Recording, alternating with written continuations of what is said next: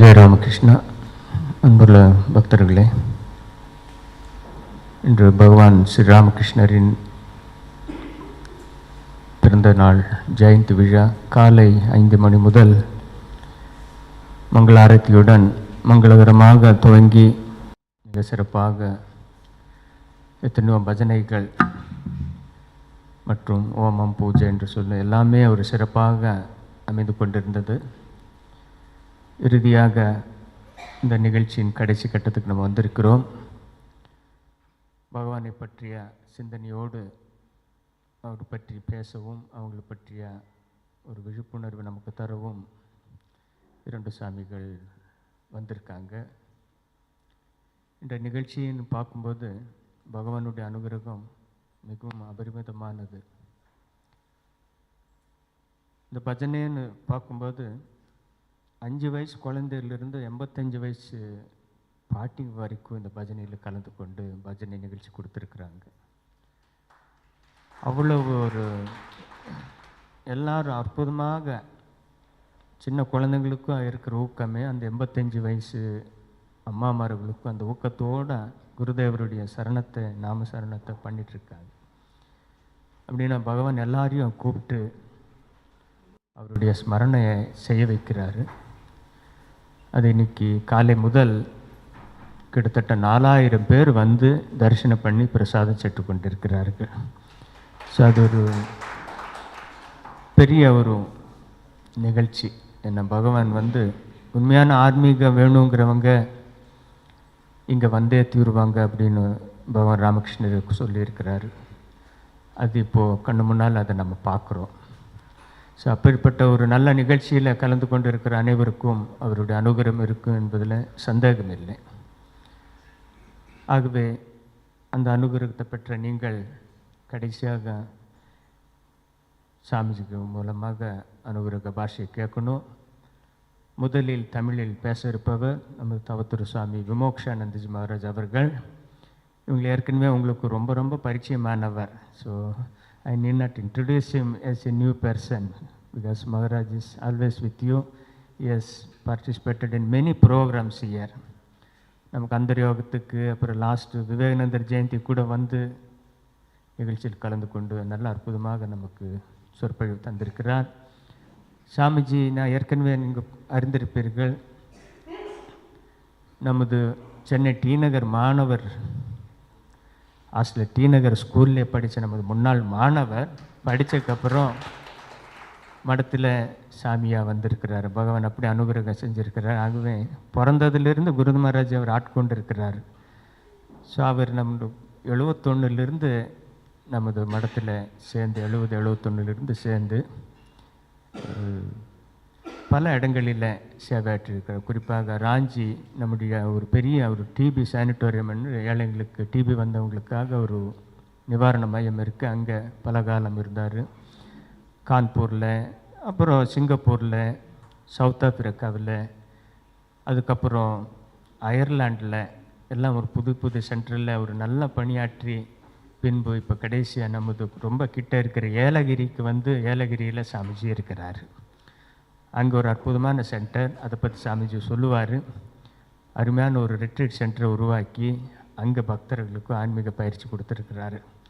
அதனால தான் நாம் அவர் அடிக்கடி கூப்பிட முடியுது. ஸோ அந்த வகையில் Swamiji we are very thankful to Swamiji. So அந்த ஒரு பாக்கியத்தை பயன்படுத்தி நம்ம கூப்பிட்டதுக்கு இணங்கி சாமிஜி வந்து நம்மளோட பேச இணங்கி இருக்கிறாரு. இந்த நல்ல நாளில் குருதேவரை பற்றி தமிழில் அவரை பேச அழைக்கிறோம். We request Swami Vimokshananda to bless the gathering in Tamil language. Thank you, Maharaj. Jai Ramakrishna.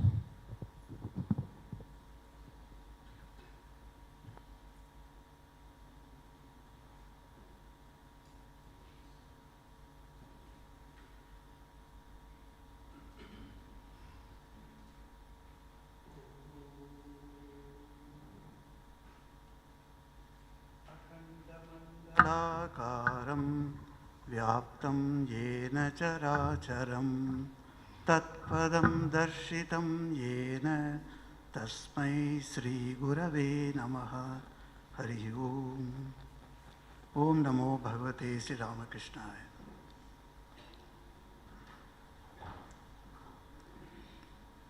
மதிப்பிற்கும் போற்றுதலிற்கும் உரிய 2 பெரிய சுவாமிகள் இங்கு அமர்ந்திருக்கின்றனர். சுவாமி தர்மாத்மானந்த்ஜி, சுவாமி தேவராஜானந்த்ஜி அவர்களுக்கு எனது சிரம் தாழ்ந்த வணக்கங்கள். மற்றும் ஏனைய சகோதர சன்னியாசிகளுக்கும் எனது நமஸ்காரங்கள். இங்கே அமர்ந்துள்ள எல்லா பக்தர்களுக்கும் எனது இன்றைய தினத்திற்காக நல்வாழ்த்துக்கள்.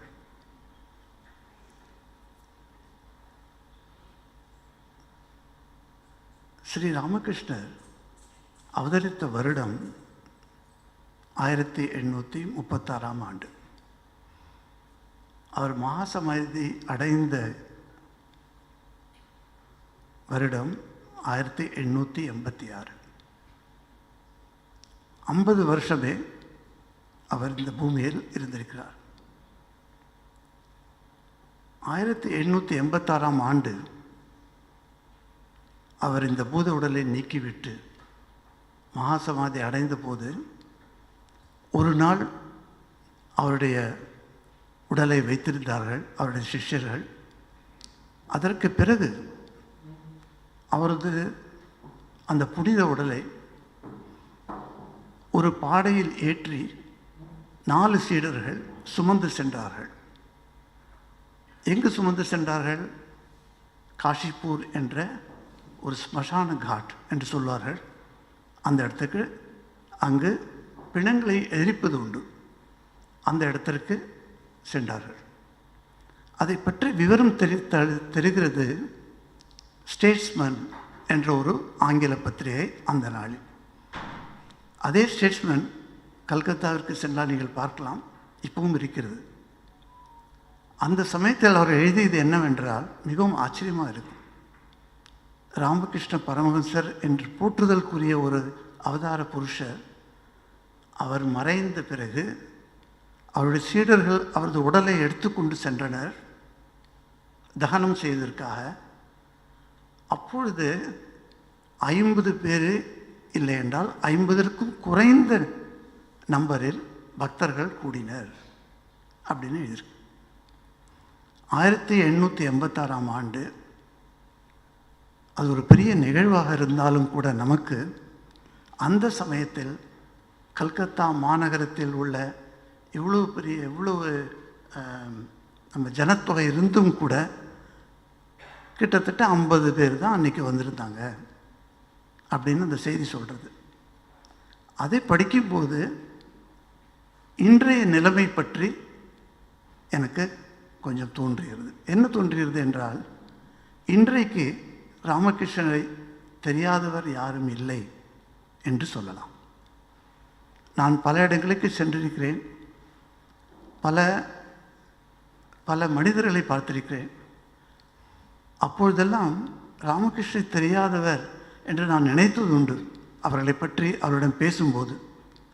ஆனால் ஆச்சரியமாக இருக்கும், திடீரென்று அவர்கள் பேச்சுவார்த்தையில் ராமகிருஷ்ணரின் பெயர் வந்துவிடும். எப்படியோ ஒரு சில விஷயங்களாவது அவர்களுக்கு தெரிந்திருக்கும். ராமகிருஷ்ணரை பார்ப்பது பல விதங்களில், பல மனிதர்களால்.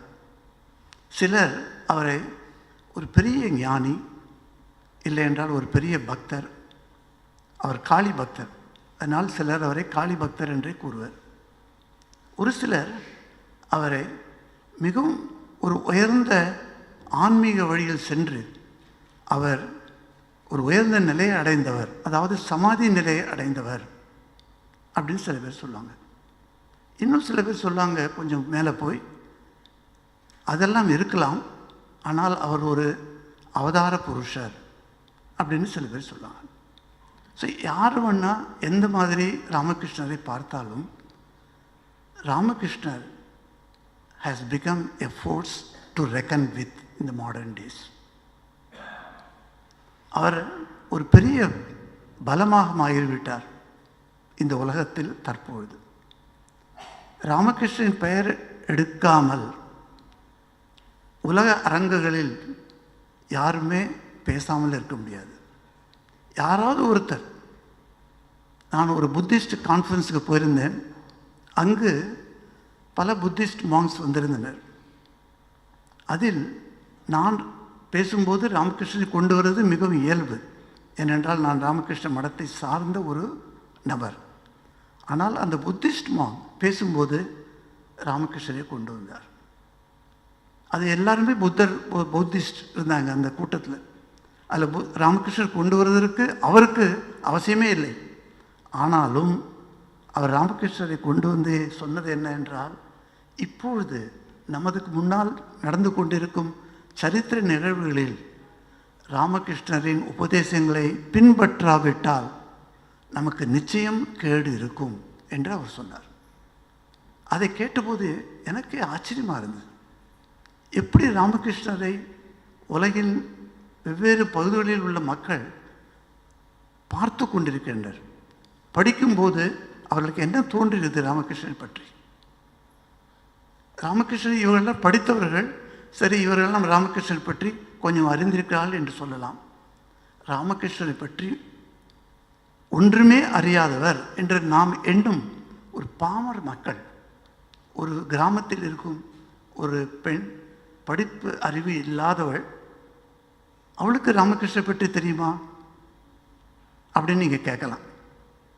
அதுக்கு நான் ஒரு பதில் சொல்கிறேன். ஒரு சின்ன கதைனாக்க நடந்த சம்பவம் என்னோடய வாழ்க்கையில்.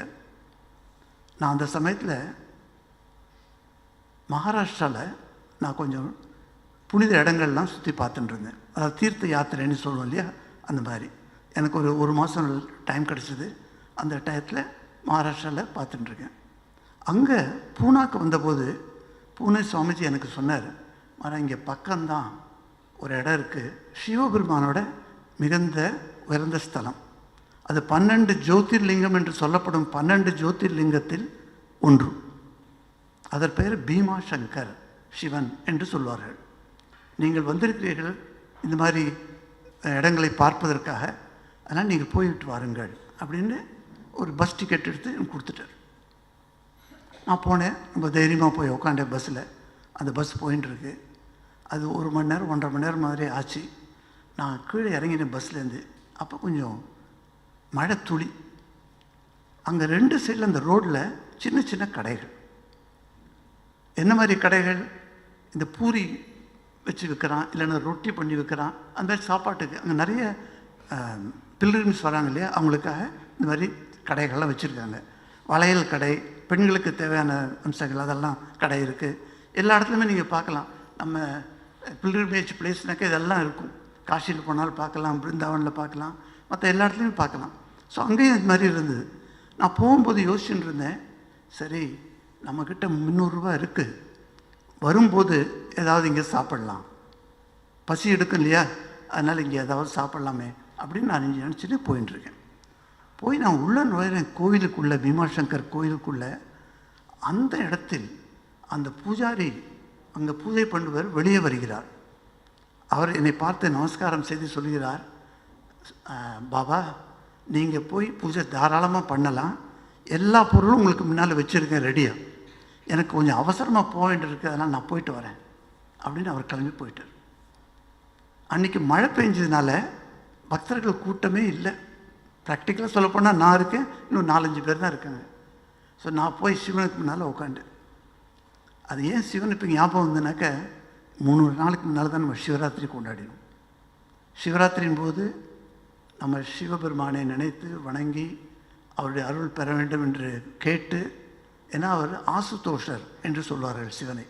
கொஞ்சமாக ஒரு வில்வ இலையை போட்டால் போதும், கொஞ்சமாக ஒரு சின்ன கிளாஸில், நிறைய பூஜை கிரகத்தில் பார்த்துருக்கேன், சின்ன சின்ன கிளாஸாக வச்சுருப்பாங்க.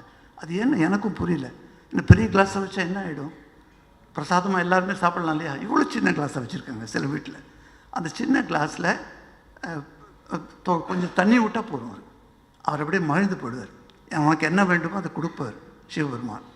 ஸோ அந்த மாதிரி சிவபெருமானை வழிபடுபவர்கள், அவர்களுக்கு தெரியும் எவ்வளவு ஒரு ஈஸியாக அப்ரோச்சபிள் காட் அப்படின்னு ஒருத்தர் இருந்தாருனாக்க அதுதான் சிவபெருமான் தான். அவருக்கு வேறு ஒன்றுமே அவசியம் இல்லை. கீதையில் கிருஷ்ண பகவான் சொல்கிறார், பத்திரம் புஷ்பம் ஃபலம் தோயம், 4 இது சொல்கிறார் இல்லையா. 4ல் எது வேணால் கொடுக்கலாம், அதில் நான் மகிழ்ச்சி அடைவேன், எனக்காக கொடுக்கப்படும் பட்சத்தில் நான் மகிழ்ச்சி அடைவேன் அப்படிங்கிறார். அதே நான் முன்பேன் அப்படிங்கிறார். இங்கே நடக்க சிவனுக்கு நாளில் ஒரு தோயமே போதும், வெறும் தண்ணி மாத்திரம் இருந்தால் கூட போதும், சிவபெருமான் மிகவும் மகிழ்வார். ஸோ அவர் என்கிட்ட சொன்ன எல்லாமே நான் வச்சுருக்கேங்க, நீங்கள் பூஜை பண்ணிவிட்டு நீங்கள் பாட்டு போகலாம் அப்படின்னாரு. நான் போய் உட்காண்டேங்க சிவபெருமானுக்கு முன்னால். நான் தனியாக இருக்கேன், ஏதோ 1-2 பக்தர்கள் இந்த பக்கம் அந்த பக்கம் நடந்துட்டுருக்காங்க. பார்த்தேன் எல்லாமே ரெடியாக இருக்காங்க.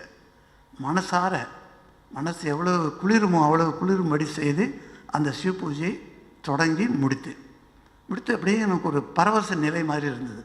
நான் கொஞ்சம் கொஞ்சமாக நடந்து வெளியில் வந்து அங்கே ஒரு படிக்கட்டு இருந்ததில் உட்காண்டிருந்தேன். அந்த படிக்கட்டில் உட்காண்டிருக்கும் போது நிறைய பேர் வராங்க போகிறாங்க, அந்த மாதிரி நடக்காங்க. ஒரு பொண், அது ஒரு சின்ன பெண் இல்லை, ஒரு 30-35 வயசு இருக்கும் அந்த அம்மாவுக்கு. அவங்க நடந்து வந்துட்டுருக்காங்க. அவங்க கட்டின்னு இருக்க சேலை இந்த மகாராஷ்டிராவில் கிராமத்துக்கு போனால் அவங்க நம்ம இந்தியன் சாரின்னு சொல்கிறாங்களே அந்த மாதிரி கட்டிக்கிறது இல்லை, அவங்களுக்குன்னு ஒரு தனி ஒரு பாங்கு இருக்குது கட்டிக்கிற விதம். அந்த மாதிரி ஒரு சேலை போட்டுன்னு வந்திருக்காங்க. பார்த்தாலே தெரிஞ்சிடும் இது ஒரு மராட்டி லேடி அப்படின்னு. அந்த அம்மா வந்திருக்காங்க. வந்து எங்கள் முன்னால் நின்னாங்க. நின்றுட்டு கேட்டாங்க, பாபாஜி அப்பனே காயா குச்? அவன் கேட்டானாக்க பாபாஜினாக்க, பாபாஜின்னு சொல்கிறது உண்டு சாதுக்களை அந்த ஊர்லலாம். பாபாஜினாக்க என்னோட தந்தையாரே அப்படின்னு. தந்தையே நீங்கள் ஏதாவது சாப்பிட்டீங்களா அப்படின்னு கேட்டாங்க. நான் சொன்னேன், நெய் அவித்த குச் நெய் காயா, இல்லை நான் இதுவரை ஒன்றும் சாப்பிடவில்லை. ஏன்னா சிவன் கோயிலுக்கு போகிறதுனால ஒரு ஒரு ரீதி இருக்குது. என்ன ரீதி? அந்த ரீதினாக்க ஒரு பழக்கம். என்ன பழக்கம்னா, ஜென்ரலி சிவன் கோயில் போனாக்க அதாவது சாப்பிடாமல் போகணும், உபவாசம் செய்து போக வேண்டும். எங்களுக்கு தெரியும் இப்படி சிவராத்திரி அன்றைக்கு நாம் எல்லோரும் 30 வருஷம் உபவாசம் செய்கிறோம். அந்த மாதிரி உபவாசம் செய்து போனால் சிவபெருமானுக்கு மிகுந்த குளிர்ந்து போயிடுவார். அதனால் அங்கே போனபோது நான் இன்னும் சாப்பிடலை அப்படின்னு சொன்னேன் இந்த அம்மாட்ட. இப்போ அந்த அம்மா சொன்னால், எழுந்துருங்க என் வீட்டுக்கு வாங்க நான் சாப்பாடு போடுறேன் அப்படின்னா. நான் நினச்சேன், அறியாத தெரியாத ஊர், இங்கே மக்களையும் எனக்கு யாரையும் தெரியாது, யாரோ ஒரு அம்மா வந்து கூப்பிட்றாங்கன்னு நான் வீட்டுக்கு போய் உட்காந்துருந்தேன்னா அது என்ன ஆகுமோ எது ஆகுமோ என்ற ஒரு பயம் வேறு. அவங்க சொன்னாட்டு சரி இதுவே சிவனே அனுப்பிச்சிருந்தேனாக்க அப்போ நான் போகலனாக்கா அது வேறு சிவனுக்கு கோபம் வந்துடலாம். ஸோ இப்போ என்ன செய்கிறது அப்படின்னு நான் யோசிச்சுட்டு இருக்கேன். ஆனால் அந்த அம்மா நடந்து போயிட்டாங்க. கொஞ்சம் தூரம் போயிட்டு விறுவிறுன்னு நடக்கிறாங்க அந்த அம்மா. அந்த மராட்டினாக்க அவங்களுக்கு ஒரு ஜோஷ் இருக்கும் மராட்டிகளுக்கு. அந்த வீர சிவாஜி பற்றி கேள்விப்பட்டிருக்கீங்களா, அந்த இனம். ஸோ திரும்பி பார்த்தாங்க என்ன. நான் அப்படியே உட்காண்டிருக்கேன், நான் சிந்தனை பண்ணிருக்கேன், உட்காண்டிருக்கேன்.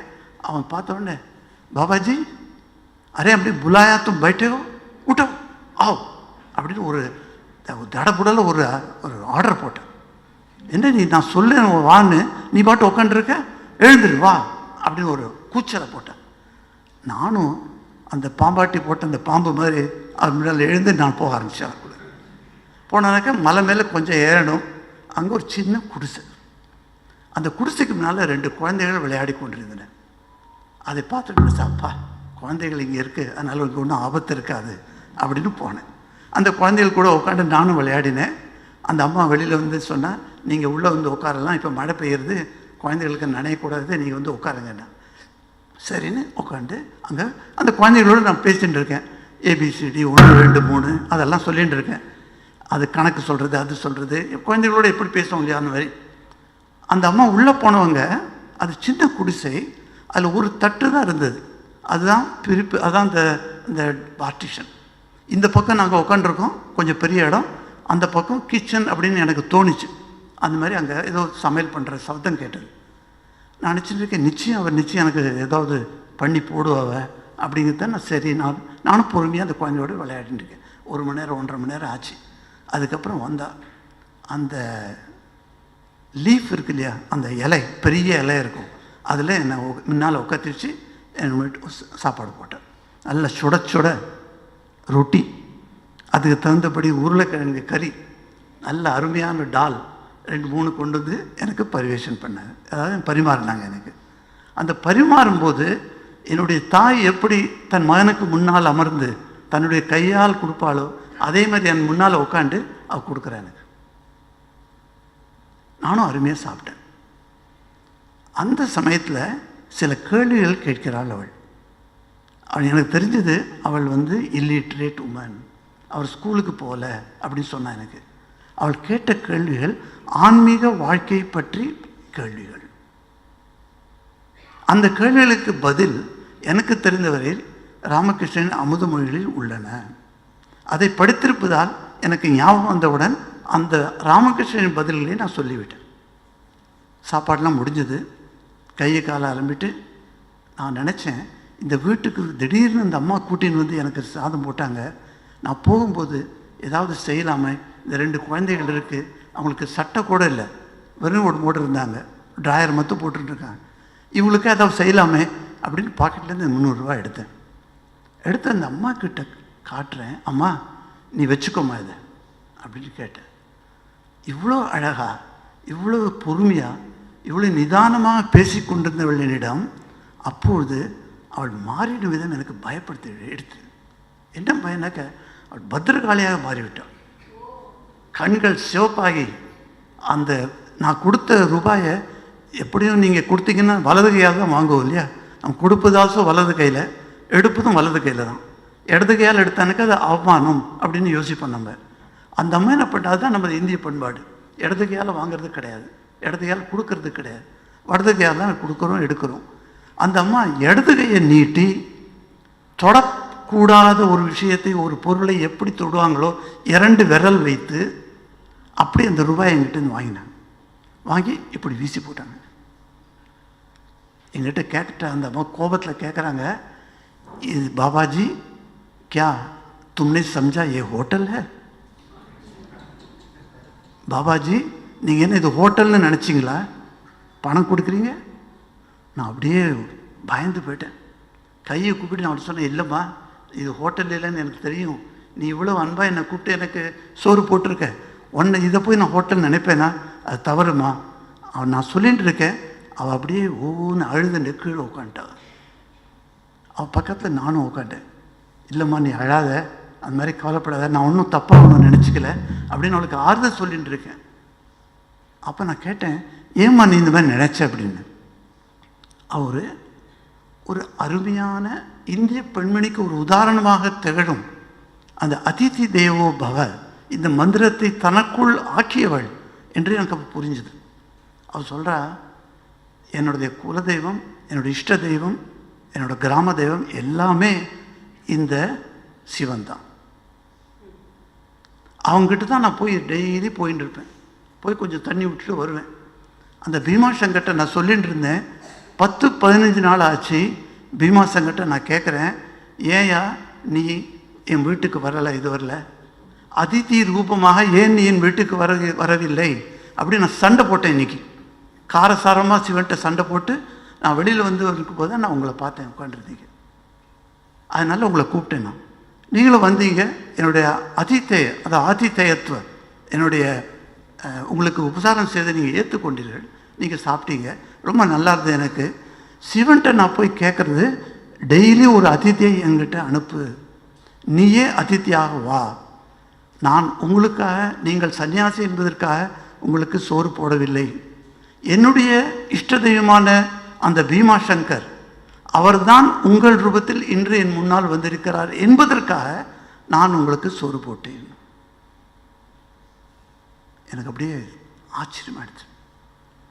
இந்த மாதிரி அதிதி தேவோ பவ அந்த மந்திரத்தை, இது வேத மந்திரம், இந்த வேத மந்திரத்தை தன்னோட வாழ்க்கையில் தனதாக்கி கொண்டிருக்கிறாள் அவள்.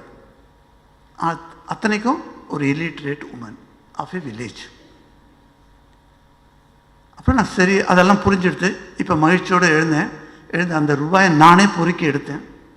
கீழே விழுந்த ரூபாய் பொறுக்கி எடுத்து அவள்கிட்ட சொன்னேன், அம்மா நீ என்னை தப்பாக நினச்சிக்காத, இப்போ தீபாவளி வரப்போகிறது ஒரு மாதத்தில், இந்த குழந்தைகளுக்கு ஏதாவது சட்டையோ பட்டாசோ ஏதோ ஒன்றா உனக்கு வேண்டியது வாங்கி கொடு, நீ கொடுத்தா என் மனசு மகிழ்ச்சியாக இருக்கும் அப்படின்னு. சரின்னு வாங்கிட்டாங்க.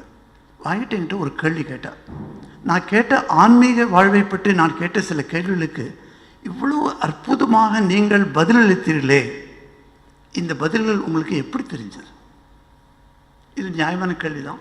நீங்கள் எங்கேருந்து கற்றுனீங்க, எதை பார்த்து நீங்கள் கற்றுனீங்க அப்படின்னு ஒரு மாதிரி ஒரு கேள்வி. உடனே நான் சொன்னேன், அம்மா நான் படிப்பதெல்லாம் ஒரு புத்தகம் தான், நான் வேதம் படித்ததில்லை, உபனிஷத் படித்ததில்லை, நான் படித்ததெல்லாம் ஒரு புத்தகம், அது வந்து ராமகிருஷ்ணன் அமுத மொழிகள். ராமகிருஷ்ண பகவான் சொன்ன அதே மாதிரி வார்த்தைகளை தான் நான் யூஸ் பண்ணி உனக்கு சொன்னேன். அது இவ்வளோ விளக்கமாக கிடைச்சிருக்கு அவளுக்கு. அதில் எனக்கும் மகிழ்ச்சி.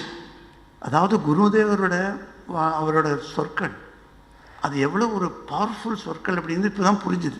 அந்த அம்மாவுக்கு நான் ஹிந்தியில் தான் சொன்னேன், எப்படி ராமகிருஷ்ணர் சொன்னதோ. அது சொன்ன உடனே அவ கேட்குறா, யார் ராமகிருஷ்ணரா அப்படின்னு ஆச்சரியத்தோடு என்கிட்ட கேட்டேன்.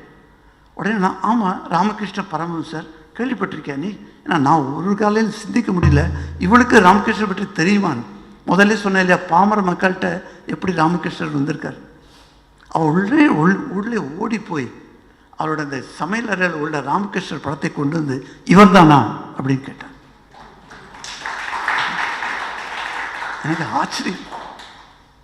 நான் அங்கே போய் சாப்பிடாமல் இருந்தது, அந்த வீட்டுக்கு கூட்டி கொண்டு போய் அந்த எனக்கு சோறு போட்டது எல்லாமே நடந்திருக்கிறது குருதேவரின் திருவருளால் அப்படின்னு எனக்கு போயிடுது. அவளுக்கு அவளுடைய இஷ்ட தெய்வமான பீமாசங்கர் அதிதி ரூபத்தில் வந்திருக்கிறார். அவருக்கு நான் இன்று அவருக்கு சேவை செய்தேன் அப்படின்னு அவளோட பாவம். ஆனால் என்னுடைய பாவம் என்ன, இங்கே ராமகிருஷ்ணர் அமர்ந்து கொண்டிருக்கிறார், எங்கு சென்றாலும் ராமகிருஷ்ணர் என்னுடன் இருக்கிறார் என்ற நினைவு நமக்கு பக்தர்களாய் நமக்கு இல்லை என்றால் நமது வாழ்வின் ஆன்மீக வாழ்க்கையில் உயர்வு இன்னும் ஏற்படவில்லை என்று தான் சொல்ல வேண்டும். எப்பொழுதும் நான் வழிபடும் தெய்வம், நான் கும்பிடும் தெய்வம் என்னிடத்தில் என் கூட இருக்கிறார் என்ற ஒரு நினைவு இருக்க வேண்டும். தி பிரசன்ஸ் ஆஃப் காட் அப்படின்னு சொல்லுவோம் இங்கிலீஷில். God is present with me, He is with me, never I have been removed from here அப்படின்னு நினச்சிக்கணும். அந்த மாதிரி ஒரு ரொம்ப அற்புதமான இதை பார்க்கும் இதை நினைவு வந்ததுனால உங்களுக்கு நான் பகிர்ந்து கொண்டேன். இது பர்சனல் ஒரு இன்சிடென்ட் இருந்தாலும் கூட இதில் ஒரு தொனிக்கிறது, ஒரு சவுண்டு வருது. அது என்னன்னாக்க ராமகிருஷ்ண பரமஹம்சரின் அவர் பெயரும் அந்த பெயரின் புகழும் அதுதான் நம்ம ஆட்டி வைக்கிறது, நம்ம எடுத்துக்கொண்டு செல்கிறது. எங்கு சென்றாலும் அவருடைய பெயரில் தான் நாம் உழைக்கிறோம். இங்கு உள்ள சாதுக்கள், இங்கு உள்ள பக்தர்கள், நீங்கள் எல்லாருமே இன்று ராமகிருஷ்ண பகவானின் திருவுருளால் இங்கு வர முடிந்தது. நமது தர்மிஷ்டானஜி மகாராஜ், மேனேஜர் மகாராஜ் சொன்னார் முதல்ல, எப்படி காலை 5 மணியிலிருந்து பக்தர்கள் வந்து இங்கே உட்காந்துருக்காங்க. எனக்கே நானே சென்னையில் படித்தவன், ஆனால் முதல் முறையாக நான் ராமகிருஷ்ணர் விழாவில் கலந்து கொண்டது இப்போ தான்.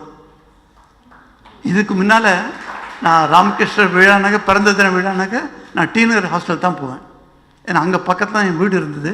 ஸோ அங்கே தான் போகிறது உண்டு. ஆனால் மடத்துக்கு வந்ததே இல்லை. அப்புறம் கொஞ்சம் காலேஜில் படிக்கும்போது தான் மடத்துக்கு வர ஆரம்பிச்சேன்.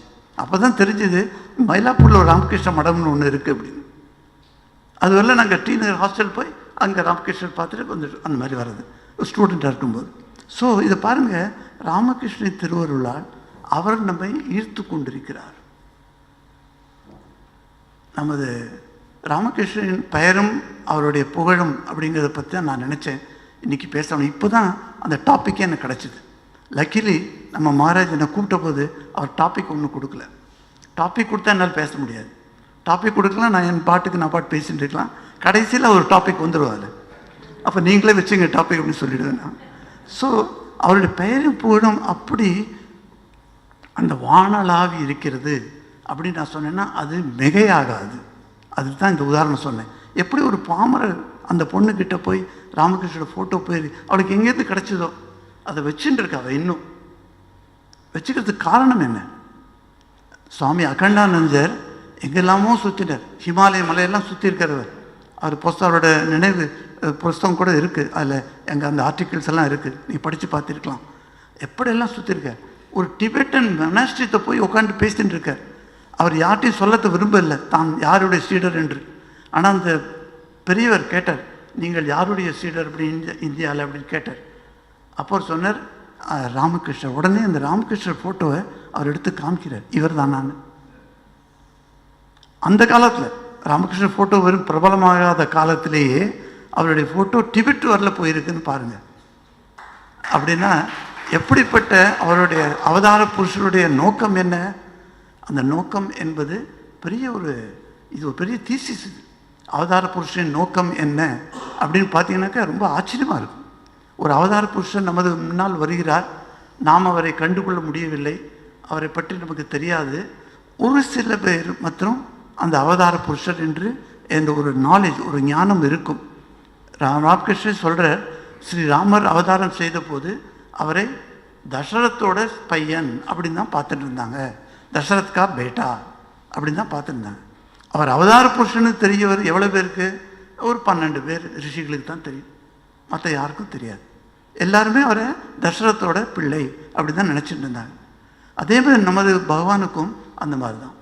அவரை பற்றி அவருடைய உன்னதமான நிலை, அந்த தெய்வீகத்தன்மை புரிந்து கொண்டவர்கள் மிகச்சிலரே. சில சமயம் கேட்பாங்க, மாதிரி நீங்கள் எப்படி ராமகிருஷ்ண மிஷனில் ஜாயின் பண்ணி சன்னியாசி ஆகிட்டீங்க? நான் சொல்லேன், போன ஜென்மத்தில், அதாவது ராமகிருஷ்ணர் இருந்தபோது நான் ஒரு ஜென்மம் இருந்ததில்லை எனக்கு. அந்த சமயத்தில் ஒரு ஈயாக பிறந்து அவர் உடலை தொட்டு இருக்கிறேன். அதனால் இன்று இந்த நல்ல வாழ்வு கிடைச்சிருக்கு. ஒவ்வொரு கர்மத்திற்கும் ஒரு வினை உண்டு இல்லையா? அந்த கர்ம வினை வரும் இல்லையா? அது ஈயாக இருந்தால் கூட அது ராமகிருஷ்ணரை தொட்டு இருந்தால் அதற்கு மறுபிறவி மனித பிறவி. அந்த மாதிரி ஒரு சின்ன ஒரு வேடிக்கை நான் சொல்கிறது உண்டு மக்கள்கிட்ட இந்த மாதிரி. ஸோ வேறு என்ன சொல்ல முடியும் இல்லையா?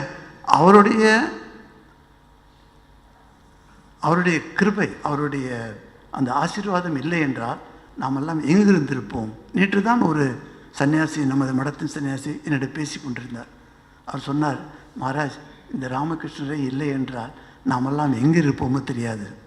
எந்த தெருவில் எந்த பாத்திரத்தை கைவிட்டு கொண்டு எங்கு பிச்சை எடுத்துட்டு இருப்போம் நமக்கு தெரியாது. அவர் எவ்வளோ அற்புதமாக நம்மை வாழ வைத்திருக்கிறார் அப்படின்னு அந்த ஒரு ரொம்ப அற்புதமான குரல் அவர் சொன்னார். அது ரொம்ப எனக்கு பிடிச்சது. காரணம் என்னன்னாக்க அவரோட ஆழ்ந்த அனுபவம். அது அவருக்கு பற்றிருக்கு. அது நம்ம சொல்கிறோம் இல்லையா, பட்டதான அந்த பற்றிருக்கு, அவருக்கு புத்தியில் பற்றிருக்கு. அதனால் அவர் சொன்னார். ஸோ மற்ற இடங்களிலும் நான் பார்த்திருக்கிறேன் ராமகிருஷ்ணரின் அவருடைய அருள் நம்ம எல்லோருக்கும் வந்திருக்கின்றது. அதனால்தான் நாம் இங்கே வந்திருக்கிறோம். ராமகிருஷ்ணரும் சிவனும் அப்படின்னு பார்த்தோன்னாக்க ரொம்ப அருமையாக இருந்தது. ஒரு நாளைக்கு அவர் போய் உட்காண்டிருக்கார். அந்த தட்சிணேஸ்வரர் நீங்கள் போய் நான் பார்த்துருக்கலாம். எல்லோரும் தட்சிணேஸ்வரர் பார்த்துருக்கீங்களா? கை தூங்க பார்க்கலாம். எவ்வளோ பேர்? நிறைய, எல்லாருமே, almost every one. Very good. நீங்கள்லாம் தட்சிணேஸ்வரர் போயிருக்கீங்க. அது பிரதானமாக அங்கே உள்ள தெய்வம் காளி, பவதாரிணி என்று சொல்லப்படும் காளியின் கோவில். ஆனால் பக்கத்திலே, அதாவது காளி கோவிலுக்கு வலது பக்கத்திலே 12 சிவ கோவில்கள் உள்ளன. அந்த 12 கோவிலும் 12 ஜோதிர்லிங்கத்தை சூசகமாக நமக்கு தெரிவிக்கிறதாக அந்த 12 கோவில்கள் வச்சுருக்காங்க. அந்த 12 கோயிலில் ஒவ்வொரு சிவனுக்கும் ஒரு பேர், ஒரு மந்திரம் இருக்குது. அந்த மாதிரி பூஜை பண்ணுறவங்களாம் போய் பண்ணுவாங்க. அந்த மாதிரி கோயிலில், அந்த ஒரு கோயிலில் ராமகிருஷ்ணர் உட்காண்டிருக்கார். அன்னைக்கு உட்காந்து விம்மி விம்மி அழறார். ஒரு சின்ன ஸ்லோகம்தான், அந்த சிவமகிம்ன ஸ்தோத்திரம் என்று சொல்லப்படும் அந்த இடத்துலேருந்து ஒரு ஸ்லோகம் எடுக்கிறார். அதை எடுத்துட்டு அவர் பாடுறார். அது பாடும்போது நல்லதாக இருக்கும். ஒரு நல்ல பாட்டு குரல் இருந்தது ராமகிருஷ்ணருக்கு. ஸோ அசித கிரி சமம் சாத் அப்படின்னு ஒரு ஸ்லோகத்தை சொல்கிறார் அவர். அந்த ஸ்லோகத்தை சொல்லிட்டு இருக்கும்போதே கண்ணில் தண்ணி வருது. தண்ணி வந்தால் பரவாயில்ல, அதில் சொல்கிறதில் பொருள் என்ன? அசித கிரி சமம் சாத். இந்த நீல மலைகள் இருக்கின்றன இல்லையா, அந்த நீலமலைகள், அந்த நீலமலைகள் நம்ம எழுதும்போது மையாக கருதப்படுகிறது. அந்த நீளத்தை நீங்கள் தொட்டானாக்க அந்த நீல கலர் வந்துடும். இப்போ நம்ம எழுதுனாக்க ஒரு சில உபகரணங்கள் நமக்கு அவசியம். ஒரு பேப்பர் வேணும், நீ எழுதி கூட அப்படின்னாக்க, இப்போ of course you got Samsung note, you can take your pen and then write it. But அந்த காலத்துலலாம் பேப்பர் இல்லாமல் எப்படி எழுதுவீங்க நீங்கள்? ஸோ பேப்பர் வேணும். பேப்பர் இருந்தாலும் ஒரு பேனா வேணும். பேனா இருந்தானாக்கா அதில் போடுறதுக்கு மை வேணும். அந்த மை எங்கே இருக்கும்? அதை வைக்கிறதுக்கு ஒரு இங்க் பாட்டு வேணும். இங்க் வேணும், இங்க் பாட்டு வேணும், எல்லாமே வேணும்.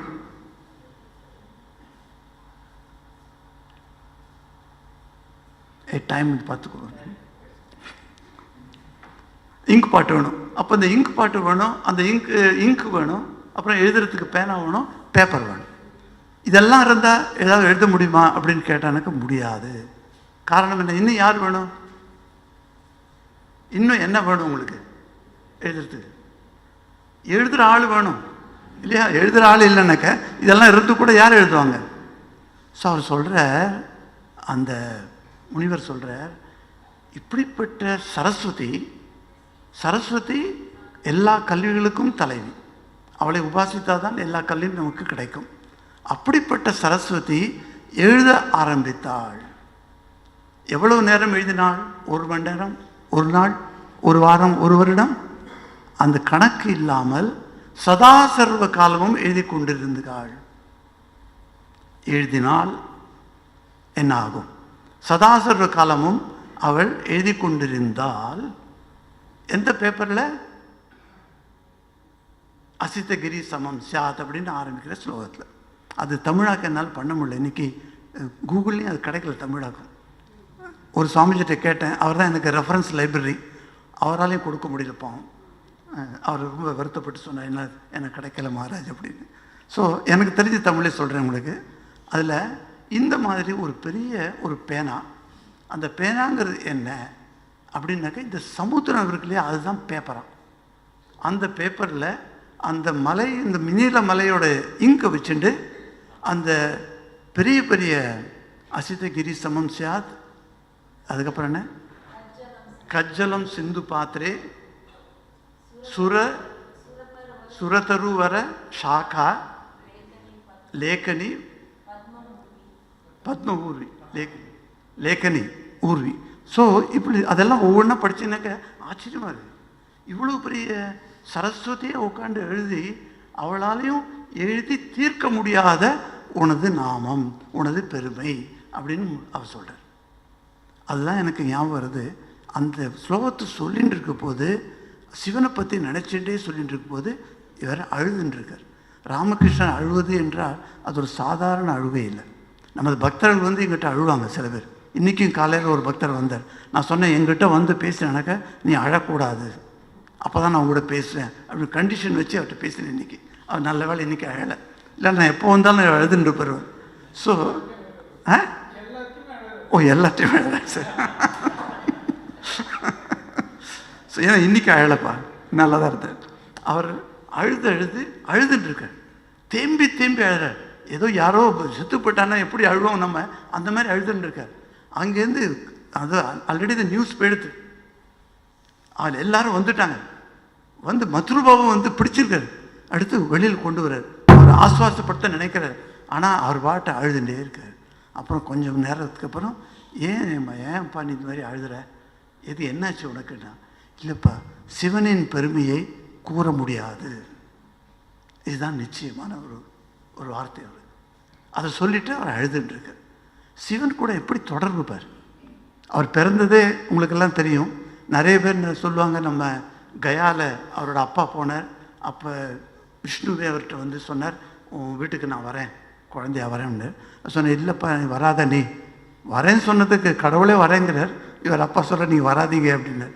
நான் ஒரு ஏழை பிராமணன், உங்களுக்கு நான் என்ன சேவை செய்ய முடியும்? உங்களுக்கு லக்ஷ்மி தேவியே சேவை பண்ணுறா, உங்களுக்கு நான் இங்கே என்ன சேவை செய்ய முடியும்? குடிசையில் நீங்கள் வராதிங்கன்னு சொல்லி, இல்லை நான் வந்து தான் ஆகுவேன், உன்னோட பக்தி அந்த மாதிரி இருக்குது அப்படின்னு அவர் வரேங்கிறார். அவர் வெகு சிலருக்கு அவர் சிவன் அனுகிரகத்தால் பிறந்தவர் என்பது நமக்கு தெரியாமல் இருக்கலாம். நிறைய பேருக்கு தெரியும், பக்தர்கள் தெரிஞ்சிருக்கும். அவரோட அம்மா அவர் வெளியில் போய் கயாவுக்கு போன போது அந்த ராமகிருஷ்ணோட அம்மா இந்த பக்கத்தில் ஜோகி சிவ டெம்பிள்னு ஒன்று இருக்குது, அங்கே போயிருக்காங்க. அங்கே போய் நின்றுருக்காங்க. என்னாச்சுன்னு தெரில, திடீர்னு அந்த சிவலிங்கத்திலேருந்து ஜோதி ஸ்வரூபமாக வந்தார். நம்ம வள்ளலார் சொல்லுவார் ஜோதியை பற்றி, அருட்பெரும் ஜோதி தனிப்பெரும் கருணை. அந்த ஜோதியை படிக்கும்போது இந்த ராமகிருஷ்ணன் இந்த வாழ்வில் இந்த சம்பவம் எனக்கு மனசில் வரும். எப்படி அருமையாக அந்த ஜோதி வந்தது. அந்த அம்மாவை ஃபுல் அந்த ரூமில், அந்த சின்ன கோயில் தான் அது, அந்த சின்ன கோயிலை ஃபுல்லாக ஃபில்ட் ஆகிடுது. அந்த பூரணமாக அது இருந்தபோது அந்த அம்மாவுக்கு ஏதோ தட்டுது அவளுக்கு, தன்னை ஒரு குழந்தை எனக்கு பிறக்க போயிடுது என்ற நினைவு அவளுக்கு வந்தது. அவள் வெளியில் வந்து அவள் மற்றவர்கள்ட்ட 2 பேர்கிட்ட சொல்லிட்டாள், இந்த மாதிரி எனக்கு ஒரு எக்ஸ்பீரியன்ஸ் கிடச்சிது அப்படின்னு. அவன் சொன்னாங்க, பாரு உன்னுடைய கணவர் இப்போ வெளியில் போயிருக்க, நீ இதை சொன்னனாக்க ஊரில் உன்னை ஏசுவாங்க, இதை சொல்லவே சொல்லாது, சும்மாரு. அவர் கணவர் திரும்பி வந்த பிறகு நீ இதை சொல்லு அப்படின்ட்டு. ஏன்னா அவங்களுக்கு பயம், ஊர் என்ன பேசணும், 4 பேர் 4 விதமாக பேசுவாங்க, அதெல்லாம் நீ சொல்லாத அப்படி தடுத்துட்டாங்க. அதுக்கப்புறம் கணவர் வந்த பிறகு அவர் சொல்கிறார். அவர் சொன்னார், ஐயோ என்ன அற்புதம், உனக்கு இந்த மாதிரி ஒரு சம்பவம், எனக்கு கயாவில் இந்த மாதிரி சம்பவம், ஹரியும் ஹரனும் ஒன்றாக நமக்கு வருகிறார்கள். ஹரியும் ஹரனும் நம்ம சாஸ்தானம் சொல்லுவோம் இல்லையா, ஐயப்பன்னு சொல்லும் நமது பழக்க வழக்கத்தில். அந்த ஐயப்பன் ஹரியும் ஹரனும் ஒன்றாக தானே, அதே மாதிரி ஹரியும் ஹரனும் ஒன்றாக வருகிறார்கள். அதனால் ராமகிருஷ்ணத்தில் ஹரி அம்சம் அதிகமாக இருந்ததா, ஹரன் அம்சம் அதிகமாக இருந்ததா, இது ஒரு பெரிய கேள்விக்குறி. இது தீர்மானம் செய்ய முடியாது. தீர்மானத்துக்கு வரணுன்னாக்க நீங்கள் இரண்டும் சமமாக இருந்தன என்று சொல்லலாமே தவிர ஏதோ ஒன்று அதிகமாக உள்ளது அப்படின்னு நம்ம சொல்கிறதுக்கு நமக்கு சான்ஸ் இல்லை. ஏன்னா 2 பக்கம் ரொம்ப ஸ்ட்ராங்கு. எப்படி ஹரியோட நினைப்பில் அவர் எப்படி இருந்தாரோ அதே மாதிரி சிவன் நினைப்பில் அவர் இருந்திருக்கிறார். அவருடைய வாழ்க்கையில் பார்த்தோம்னா எல்லாம் சிவமயம். அந்த ஒரு பெரிய ஒரு மந்திர தாரக மந்திரம் மாதிரி நரேனுக்கு அவர் புகட்டிய மந்திரம் உங்கள் எல்லாருக்குமே தெரியும். வங்காளத்தில் சொல்லுவாங்க, அது என்ன மந்திரம்? அது சேவையை பற்றி. கரெக்ட், ஜீவ சேவை. அதுக்கு முன்னால் சிவஞானே ஜீவ சேவை அப்படின்னு வங்காளத்தில் வரும். சிவன் ஞானத்தில் ஜீவனை சேவை செய்தல். இந்த ஒரு மந்திரம் அவர் கொடுத்துருக்கார். இது பாரு எவ்வளோ ஸ்ட்ராங்கான ஒரு, இங்கேயும் சிவனை தான் கொண்டு வந்திருக்கார். எல்லா உயிரிலும் இருப்பது சிவமே அப்படின்னு ராமகிருஷ்ணர் கண்டிப்பாக பார்த்துருக்கார். அவர் வெளியில் போகும்போதெல்லாம் பார்த்துருக்கார். தேவி எப்படி பார்த்தாரோ எல்லா இடத்துலையும். ஒரு நாளைக்கு ஒரு இடத்துல மரத்துக்கு கீழே நிறைய எறும்பு இருந்தது, ஒரு 1000கணக்கில் எறும்பு. அந்த மழைக்காலம் வந்து எனக்கு வெளியில் வரும் இல்லையா, புத்துலேருந்து வெளியில் வந்து ஒரு இடத்துல நின்றுட்டு இருக்கு எல்லாம். அவர் பார்த்துட்டு அவருக்கு ஒரே ஆச்சரியம். அவர் ஹிருதய கூப்பிடுறார், ஏ வா வா இங்கே வா வந்து பாருங்க. அவன் ஓடி தடப்பொல்ல ஓடி வந்தான். ஓடி பார்த்தா அவன் எறும்பை பார்க்குறான். இது என்ன மாமா, என்னத்தை காமிக்கிறீங்க, இது எறும்பு பாருடாங்க, இங்கே பாரு அப்படின்னு. இங்கே பாருன்னு சொன்னார். அவன் பார்த்து சொன்னார், என்ன பார்க்குறது, இது எறும்பு தானே, எறும்பு கூட்டம் இப்படி தான் நிற்கும் அப்படின்னு. ஸோ எறும்பு இல்லைடா இது காளி, காளி இங்கே வந்திருக்கான், அவரோட சைத்தன்யம் தான் இந்த எறும்பா இங்கே நீ பார்க்குற அப்படின்னு அவனுக்கு ஒரு உபதேசம் கொடுத்தார். ஸோ அவர் பார்த்தது எல்லாமே கடவுளாகும். அது காளியாக பேர் இருக்கட்டும், சிவனாக இருக்கட்டும், அப்புறம் விஷ்ணுவாக இருக்கட்டும், ஹரியாக இருக்கட்டும், எந்த பேர் இருந்தாலும் சரி, அது வந்து அவர் பார்த்ததெல்லாம் இறைவனே எல்லா இடத்திலும் நிறைந்திருக்கிறார் அப்படிங்கிற ஒரு விஷயம். அந்த விஷயத்தை அவருக்கு ரொம்ப அனுபவத்தை வந்ததுனால அந்த அனுபவம் நமக்கு கிடைப்பதா, நமக்கு கிடைத்திருக்கிறதா என்றால் நமக்கு ஒரு சிலருக்கு கிடைத்திருக்கிறது என்று தான் சொல்ல வேண்டும். நமது சுவாமிகளில் நிறைய சுவாமி இருக்காங்க, அவங்க சொல்ல மாட்டாங்க அவங்களோட பர்சனல் எக்ஸ்பீரியன்ஸை. ஆனால் அவங்களோட நடத்தையிலிருந்து அவர்கள் எப்படி நம்மிடம் நடந்து கொள்கிறார்கள் என்று பார்க்கும் பொழுதே நமக்கு புரிய வரும், ஆம் இவர்களுக்கு ஒரு உயர்ந்த நிலை இவருக்கு கிடைத்திருக்கிறது அப்படின்னு நமக்கு புரியும். அது என்ன நிலைன்னு நம்ம சொல்லாமல் விட்டாலும் ஆனால் இவர் நம்மை விட உயர்ந்தவர் என்று தெரியும். நமக்கு சின்னதாக கூட இருப்பாங்க, என்னோட சின்ன வயசுல இருக்கலாம். ஆனால் ஸ்பிரிச்சுவல் எக்ஸ்பீரியன்ஸ்க்கு வயசு என்பது கிடையாது. அது சின்ன வயசுலேயும் வரலாம், பெரிய வயசுலேயும் வரலாம், எப்போ வேணா வரலாம். அந்த அனுபவம், அந்த அனுபவத்தை நோக்கி நாம் செல்கிறோமா என்ற கேள்வி கேட்க வேண்டிய நாள் இந்த நாள். ஏனென்றால் புத்தகமும் இருக்கட்டும், கேள்வி அறிவு இருக்கட்டும், சாஸ்திரங்கள் இருக்கட்டும், இவையெல்லாம் 2ஆம் பட்சமே. அது ராமகிருஷ்ணர் மிக திறமையாக விவேகானந்தருக்கு போதித்தார். எவ்வளவு நீங்கள் புஸ்தகம் படித்தா கூட அதில் உங்களை ஞானி என்று சொல்ல முடியாது. அதாவது எந்த மாதிரி ஞானி, புத்தக அறிவு உள்ள ஞானி என்று சொல்லலாம்.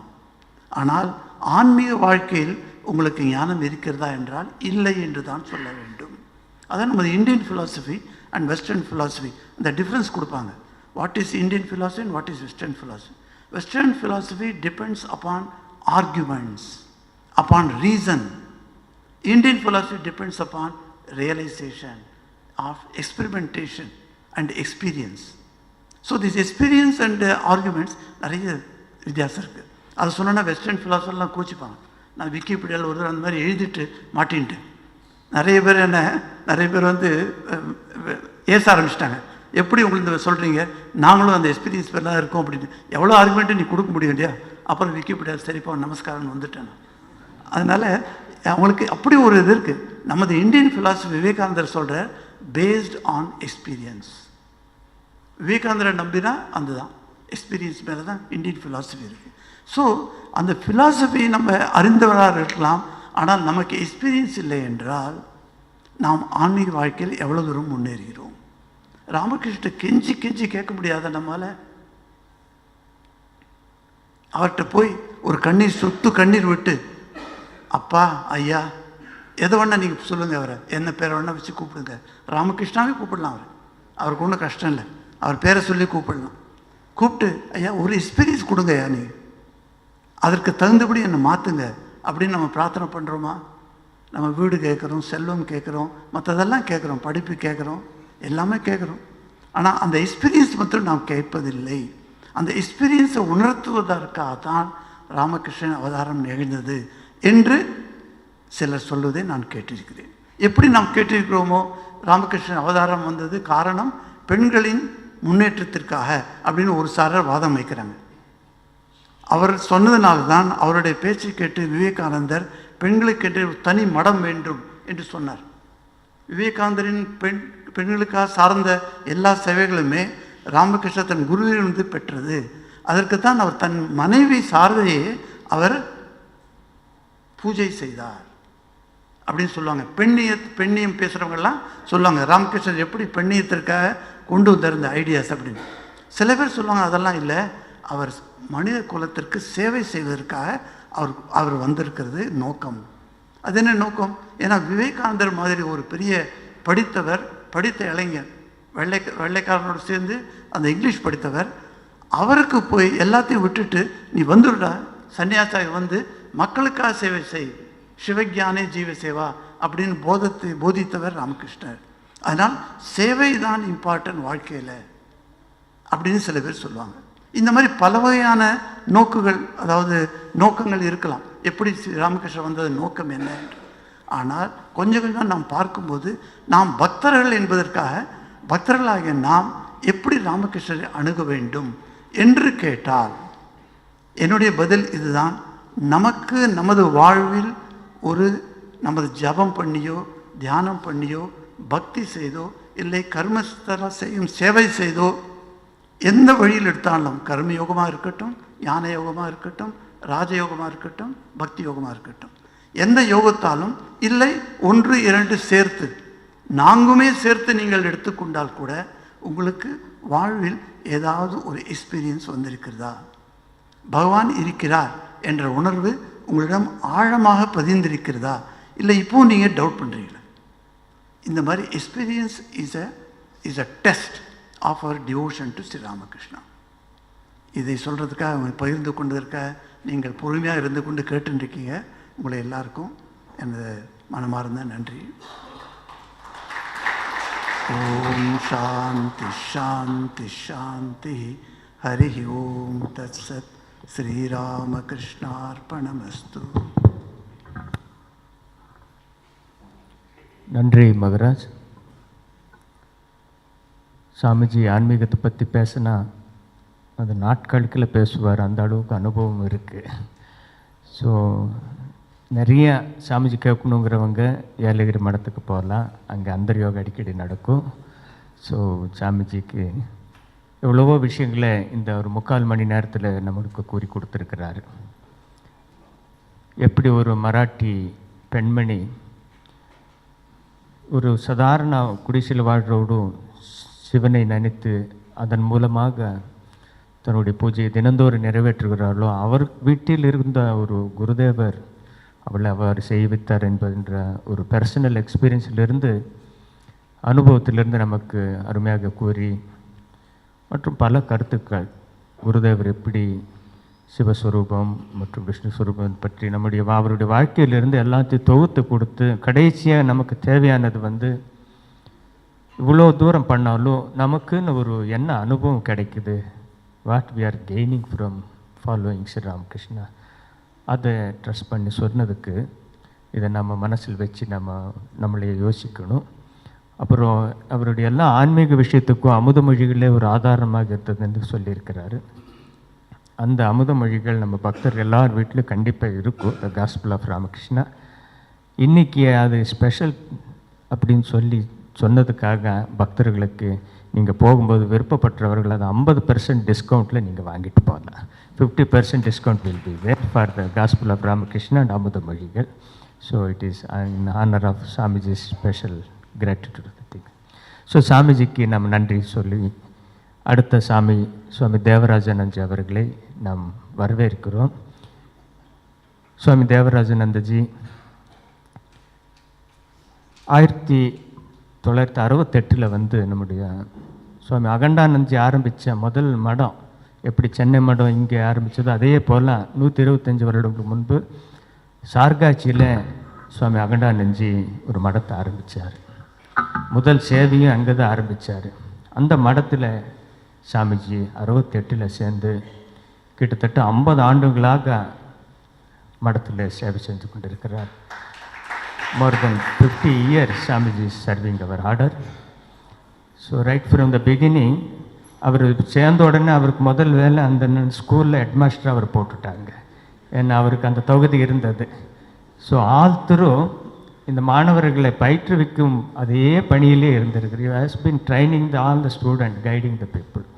அதை பற்றி அவர் நிறைய எக்ஸ்பீரியன்ஸ் சில புக்லேயும் அதெல்லாம் வந்திருக்கு.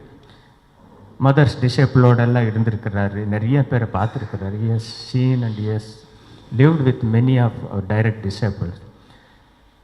ஸோ அந்த பாணியிலையும் என்னமோ எங்களுக்கெல்லாம் மோஸ்ட் ஆஃப் அஸ் இந்த சென்னை ஆகட்டும், இந்த தமிழ்நாட்டில் ஆகட்டும், நிறைய சாமிகள் யார் ஒரு 20 வருஷத்துக்கு மேலே இருந்தாங்களோ இப்போ இருக்காங்களோ அவங்க எல்லாருக்குமே எங்களுக்கு எல்லாருமே உங்களுக்கு தெரியும். நம்ம மடத்தில் பொதுவாக சேர்ந்ததுக்கப்புறம் ஒரு 4 வருஷம் கழித்து பேலூர் மடத்தில் 2 வருடங்கள் ஒரு பயிற்சி கொடுப்பாங்க. அங்கே வெளியில் எந்த ஒரு தொடர்பு இல்லாமல் எல்லா வித ஒரு பயிற்சி அங்கே கிடைக்கும். அந்த பயிற்சிக்கு வந்து நமக்கு எப்படி ஸ்கூலில் ஆச்சாரிய வாத்தியார்கள் மற்றும் பிரின்சிபால் இருப்பாங்களோ அதே போல் அங்கே ஆச்சாரியார் இருப்பாங்க, பிரின்சிபால் இருப்பாங்க. அவங்க எல்லோரும் ஓவராலாக பார்ப்பாங்க. இப்போ அங்கே பிரின்சிபால்னா எங்களுக்கு அம்மா அப்பா எல்லாமே நண்பர் எல்லாமே அந்த பிரின்சிபால் தான். எதுக்கு எடுத்தாலும் நம்ம அங்கே தான் போவோம், சொல்யூஷன் வாங்கிட்டு வருவோம். So we were blessed to have Swami Devarajanandji as our principal during our period. எங்கள் எல்லாருக்குமே அவர் தாய் தந்த மாதிரி இருந்து எங்களுக்கு பிரின்சிபாலாக இருந்தார்னா எவ்வளோ பெரிய கடினமான பணியை அவர் செஞ்சுருக்காங்க பாருங்கள். ஒரு சின்ன இதை மேனேஜ் பண்ணுறது எவ்வளோ சிரமம். இத்தனை சாதுக்களை அதுவும் வலிமை மிக்க படித்த நிறைய புத்தி உள்ள பிரம்மச்சாரிங்க 100 பேரை 2 வருஷம் கட்டி காத்து அவங்களுக்கு பயிற்றுவிக்கிறது எவ்வளோ கஷ்டங்கிறது பார்த்துக்கணும். அவங்கள பெரிய அளவில் ஒரு இதிலிருந்து உருவாக்கி வெளியில் சமுதாயத்துக்கு அர்ப்பணிக்கிற பெரிய பொறுப்பு. So he was there as our principal and he was father and mother to us all of us. Personally எனக்கு அவர் ரொம்ப ஒரு நெருக்கம். நான் அவருக்கு பல நாட்கள் பல மாதங்கள் அவருக்கு பர்சனல் சேவை செய்கிறதுக்கு எனக்கு ஒரு வாய்ப்பு கிடைத்தது. ஸோ அந்த வகையில் I am very much blessed. So பெரியவர் நார்மலி இந்த special days our revert Magar use to give discourse on English. So இந்த வருஷம் சாமிஜி இல்லை, உங்களுக்கு எல்லாம் தெரியும், பேலூர் மடத்துக்கு போக வேண்டியதுனால. ஸோ அப்போ நம்ம யோசிச்சுட்டு இருந்தேன், போன வாட்டி இன்னொரு சாமிஜி கிடைச்சார், இந்த வாட்டி எப்படியாவது நம்ம சாமிஜி தேவராஜானந்தியை கூப்பிட்டு வந்துடணும் அப்படின்னு சொல்லி அவரை கேட்டேன். அவர் இல்லைப்பா எனக்கு கஷ்டம், ரொம்ப தூரம் எல்லாம் வந்தெல்லாம் பண்ண முடியாது, என்னை விட்டுடப்பா அப்படின்னாரு. நான் 2 நாள் கழித்து மறுபடியும் ஃபோன் பண்ணி மறுபடியும் வரணுன்னேன். அப்போவும் இல்லைன்னாரு.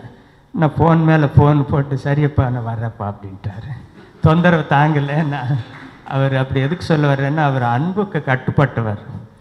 நான் ரொம்ப சொன்னால் அவர் கண்டிப்பாக கேட்டுவிடுவார். அதனால் சரியப்பா உனக்காக வர்றப்பா அப்படின்னாரு. இன்றைக்கி நமக்கு எல்லாருமே ஒரு பெரிய வரப்பிரசாதம். So Maharaj agree to come here.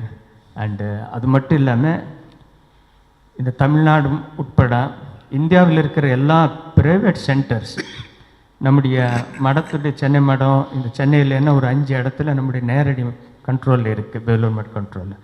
Students home, college, D நகர், சாரதா வித்யாலயா, அந்த மாதிரி தமிழ்நாட்டில் 20 சென்டர் இருக்குது. இந்தியாவில் கிட்டத்தட்ட 200க்கு மேலே இருக்குது. அது தவிர தமிழ்நாட்டில் கிட்டத்தட்ட 60 சென்டர்ஸ் வந்து நல்ல ஒரு எஸ்டாப்ளிஷ்டு சென்டர், ப்ரைவேட்டு, அவங்க பக்தர்களாக நிர்வகிக்கப்பட்டு வருகிறது. அது மாதிரி இந்தியாவில் 100கணக்கான சென்டர்ஸ் இருக்குது. அவங்க எல்லாம் காலப்போக்கில் மடம் அதை எடுத்து நடத்தணும் அப்படிங்கிற ஒரு அவங்க இடத்துல மடத்துடைய பிரான்ச் வரணுங்கிறதுக்காக இருக்காங்க. அவங்க எல்லாரையும் ஒருங்கிணைக்கிற பணி பேலூர் மடத்தில் இருக்குது. அதுக்கு பேர் தான் பாவ பிரச்சார பரிஷத் அப்படின்னு சொல்லி, தமிழ்நாடு ராமகிருஷ்ணா பாவ பிரச்சார பரிஷத். அந்த ஒருங்கிணைக்கிற பணிக்கு மறுபடியும் அவருக்கு இந்த ட்ரைனிங் சென்டர் விட்டதோடு அவருக்கு பணி இல்லை, மறுபடியும் அந்த பணியை அவருக்கு இப்போ கொடுத்துருக்காங்க. Is the convener, is the coordinator of all the Tamil Nadu all India அகில உலக பாவ பிரசார பரிஷத்தின் கோஆர்டினேட்டராக இருக்கிறாரு. ஸோ மகாராஜுக்கு ஓய்வு என்பதே கிடையாது. எப்போதுமே அந்த ஒரு அன்பான ஒரு அணுகுமுறையோட பக்தர்களாகட்டும் சாதுக்களாகட்டும் வழிகாட்டி இப்போ எல்லா இடத்துக்கும் அவர் அப்பப்போ போவார். பகவான் அவர் ஒரு நல்ல கருவியை பயன்படுத்தி கொண்டு நம்மளை எல்லாரும் பிளஸ் பண்ண வந்திருக்கிறாரு. On the special occasion we request our revered Swami Devarajananda to bless the gathering. அவர் கொஞ்சம் தொண்டை கொஞ்சம் ப்ராப்ளம் இருக்குது, தண்ணியெல்லாம் மாறதுனால S got some sore throat. So still Guru Maharaj will bless him to give more strength to bless us. Please Maharaj, thank you Maharaj.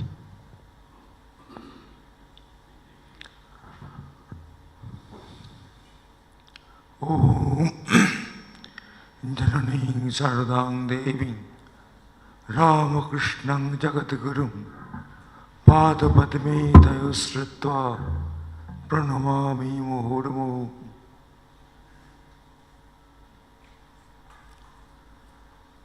Sashaktikaya Saparsvadaya Sarvadeva Devi Swarupaya Sri Ramakrishna-aya Namah.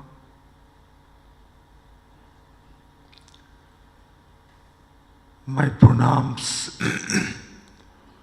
to most revered Swami Gautamānanda Ji Maharaj, Vice President of our order, who very kindly asked me to come over here and participate in this Sri Ramakrishna Janma Jayanti Utsav here. I have no words to express my gratitude to him. Only I can offer my Sastanga Bhakti Purna Pranam at his holy feet. My pranams to my elder brother, Swami Dharmatmananda Ji Maharaj, and my regards to Swami Vimokshananda Ji Maharaj and other Swamis who are present here. My regards to all the devotees present here. You see, today I have a little problem with my throat. The voice is not coming anyway. Swami Vivekananda composed 3 hymns to Sri Ramakrishna. Of these 3 hymns, 2 are sung every day in the evening. One is Khandana Bhavandana, the other is Om Nimritang Tamachalo Gunajit Gunetya. And the third one is Ajandala Apradhyatarayo Yassa Prema Pravaha. We shall try to deal with this third hymn composed by Swami Vivekananda. It has got 2 parts. We shall deal with the first part of this hymn. It is, the sloka appears to be an echo of what Bhagavan Sri Ramakrishna used to tell in the book Sri Ramakrishna, the great master, Swami Sarada Ji Maharaj says that they heard from Sri Ramakrishna time and again this statement. He used to tell, have faith, firm faith. The very one who became Rama and Krishna is now within this seed, showing his own body. But this time, the advent is incognito, like the supervision of his own kingdom by a king in disguise. As soon as there is publicity or whispering, he moves away from that place. It is just like that. Sri Ramakrishna used to tell this many a time. It is not that only once he told. When Narendranath had a doubt about it, when Sri Ramakrishna was lying ill on his bed at Kashipur, Narendranath had this doubt again. And he thought, if at this time, when he finds it very difficult to talk, if at this very time he tells that he is the incarnation of Rama and Krishna, then I may have belief. And as soon as the doubt came to him, as soon as this prayer came to him, Sri Ramakrishna told, lack of faith even now. In Bengal he told, Ekhono abhishas. Lack of faith even now. Then he told, have faith, firm faith. And then he told, he is none other than God himself, who incarnated in the form of Rama in the Treta Yuga and Krishna in the Dwapara Yuga. It is not that Swamiji would believe it so easily. Whatever Swamiji heard from Sri Ramakrishna, unless and until he realized the truth in it, he would not accept it. So Swami Vivekananda surely had this realization that Sri Ramakrishna is none other than God himself, who incarnated as Sri Rama and as Sri Krishna. Sri Rama is known as Purna Brahma. We chant Suddha Brahma Parat Pararam. And he is Maya Manushya Hari. Hari in the form of Manusya. Hari in the human form. But with the help of his Maya, he has come down as a human being. And we say Krishnastu Bhagavan Swayam. Sri Ramakrishna is verily incarnation of these Rama and Krishna in this new form. That is why Swamiji wrote this piece, composed this piece. It goes like this. Achandala aprathyatarayo yassa prema pravaha lokadito api ahaha najaho loko kalyana margam trailokya api apratima mahima janaki pranabandho bhaktya jnanam vritabara bapu sitaya yohi rama. The English rendering will be like this. The one born of incomparable greatness in all the three worlds, Trailokyapi Apratima Mahima, the very life of Janaka's daughter, Janaki Pranabandho, who though himself beyond the world, Lokatito Api, lo, aha, did not give up doing good to the world, good to it. Najaho loko kalyana margam. The current of whose love flowed ever unchecked down even to a Chandala. Achandala aprathyatarayaha yassa prema pravaha. And whose body of supreme knowledge was enveloped by devotion in the form of Sita, Bhakta Jnanam Bhritavarabapu Sitaya Yohi Ramaha. And then, as per Krishna, he says, Stabdi Kritya Pralaya Kalitam Bahovattanga Mahantam Hitva Ratring Prakriti Sahajam Andhata Misram Geetang Shantang Madhuramapi Yas Singhanadang Jagarja Soyam Yata Pratita Purusho Ramakrishna Stidanim. The one born as Krishna, who sang the song, the Gita, sweet and tranquil, yet deep as the roar of a lion, suppressing the great cataclysmic tumult raised in the battlefield and destroying the innate profound darkness of ignorance. That ever-renowned divine personality is now born as Ramakrishna. That is Swamiji's estimation about Sri Ramakrishna. Now when Bhagavan incarnates in the human form, generally ordinary people cannot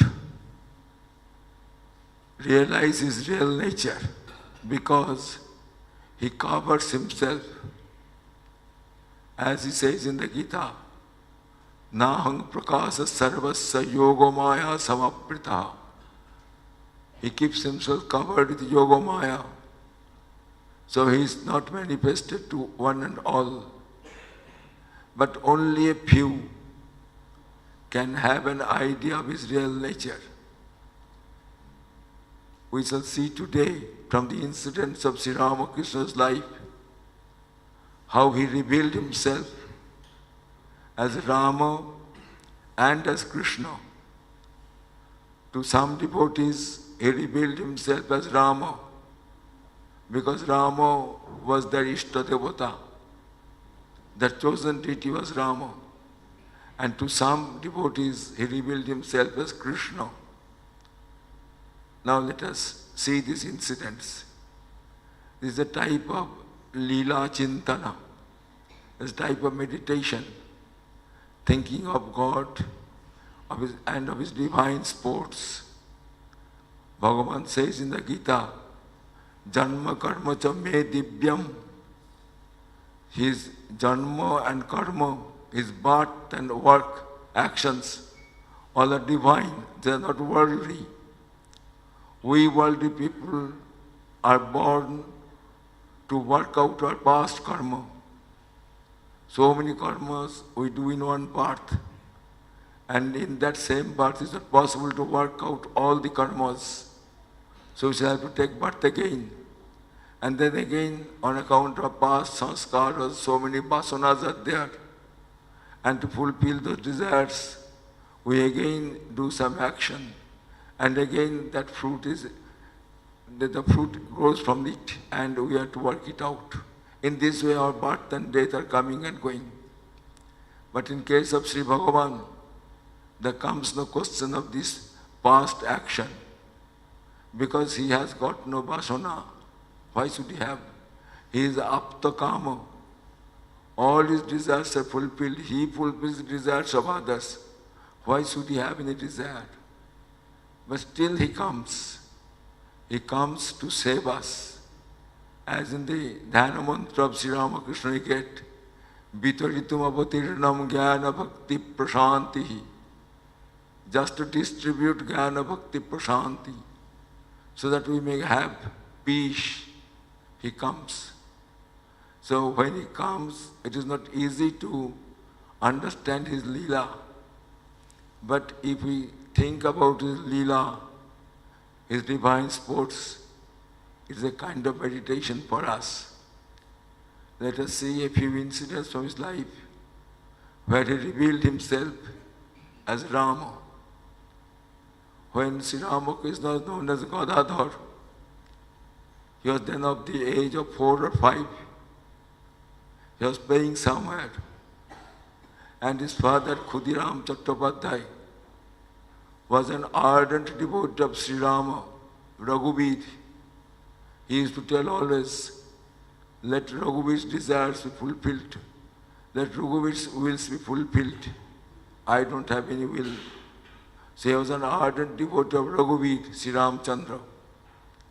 One day, when Khudiram sat for worshipping Raghubir, he prepared a very beautiful garland and kept it by his side. After the puja, he will offer it to Raghubir. He was then meditating, closing his eyes.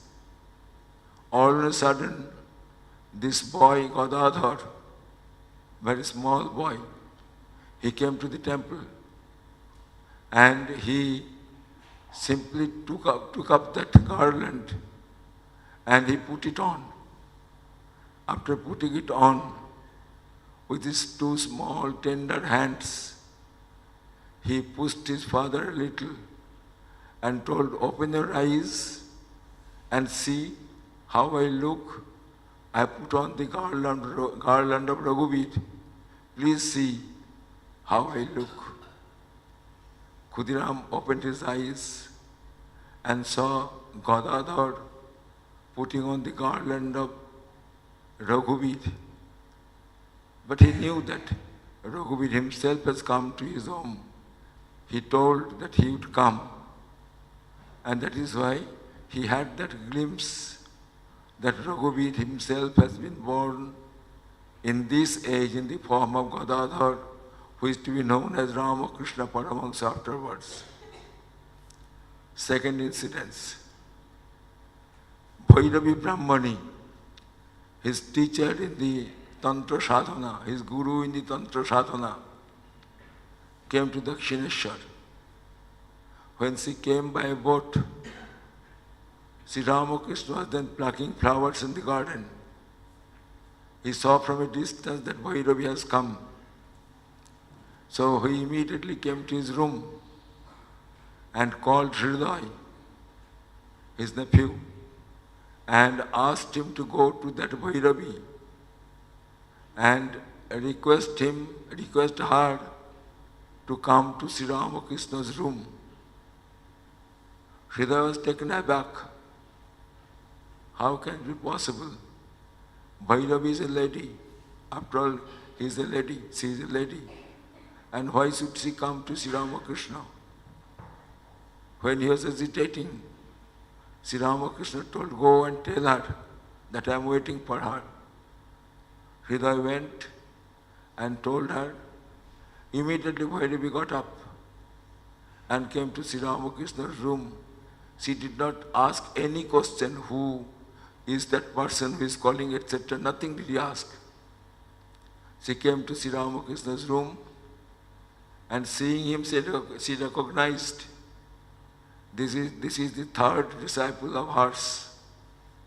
She had already met two of her disciples and she has got the command that she will have to inspire 3 persons to the path of sadhana. So this is the third person for whom she was waiting. She recognized him. Sri Ramakrishna also recognized her. He sat quite close to Bhairavi Brahmani as a son sits near his mother.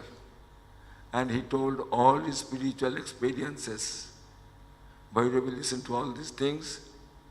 After some time, it was time for Bhairavi to prepare midday meals for Raghubir, who was always with her. That Raghubir Shila, the Salagram Shila, sometimes he is Raghubir, sometimes he is Damodar, something like that, his names are that. So a symbol of Sri Ramachandra is a Salagram Shila. So she had a Salagram Shila, Raghubir by name. She wanted to offer her food, midday food. So she took rice and other things from the store of the Kali temple and prepared the Naivedya, the Bhog for Raghubir near Panchavati.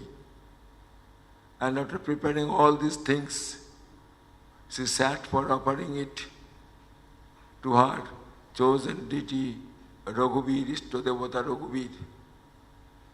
She closed her eyes.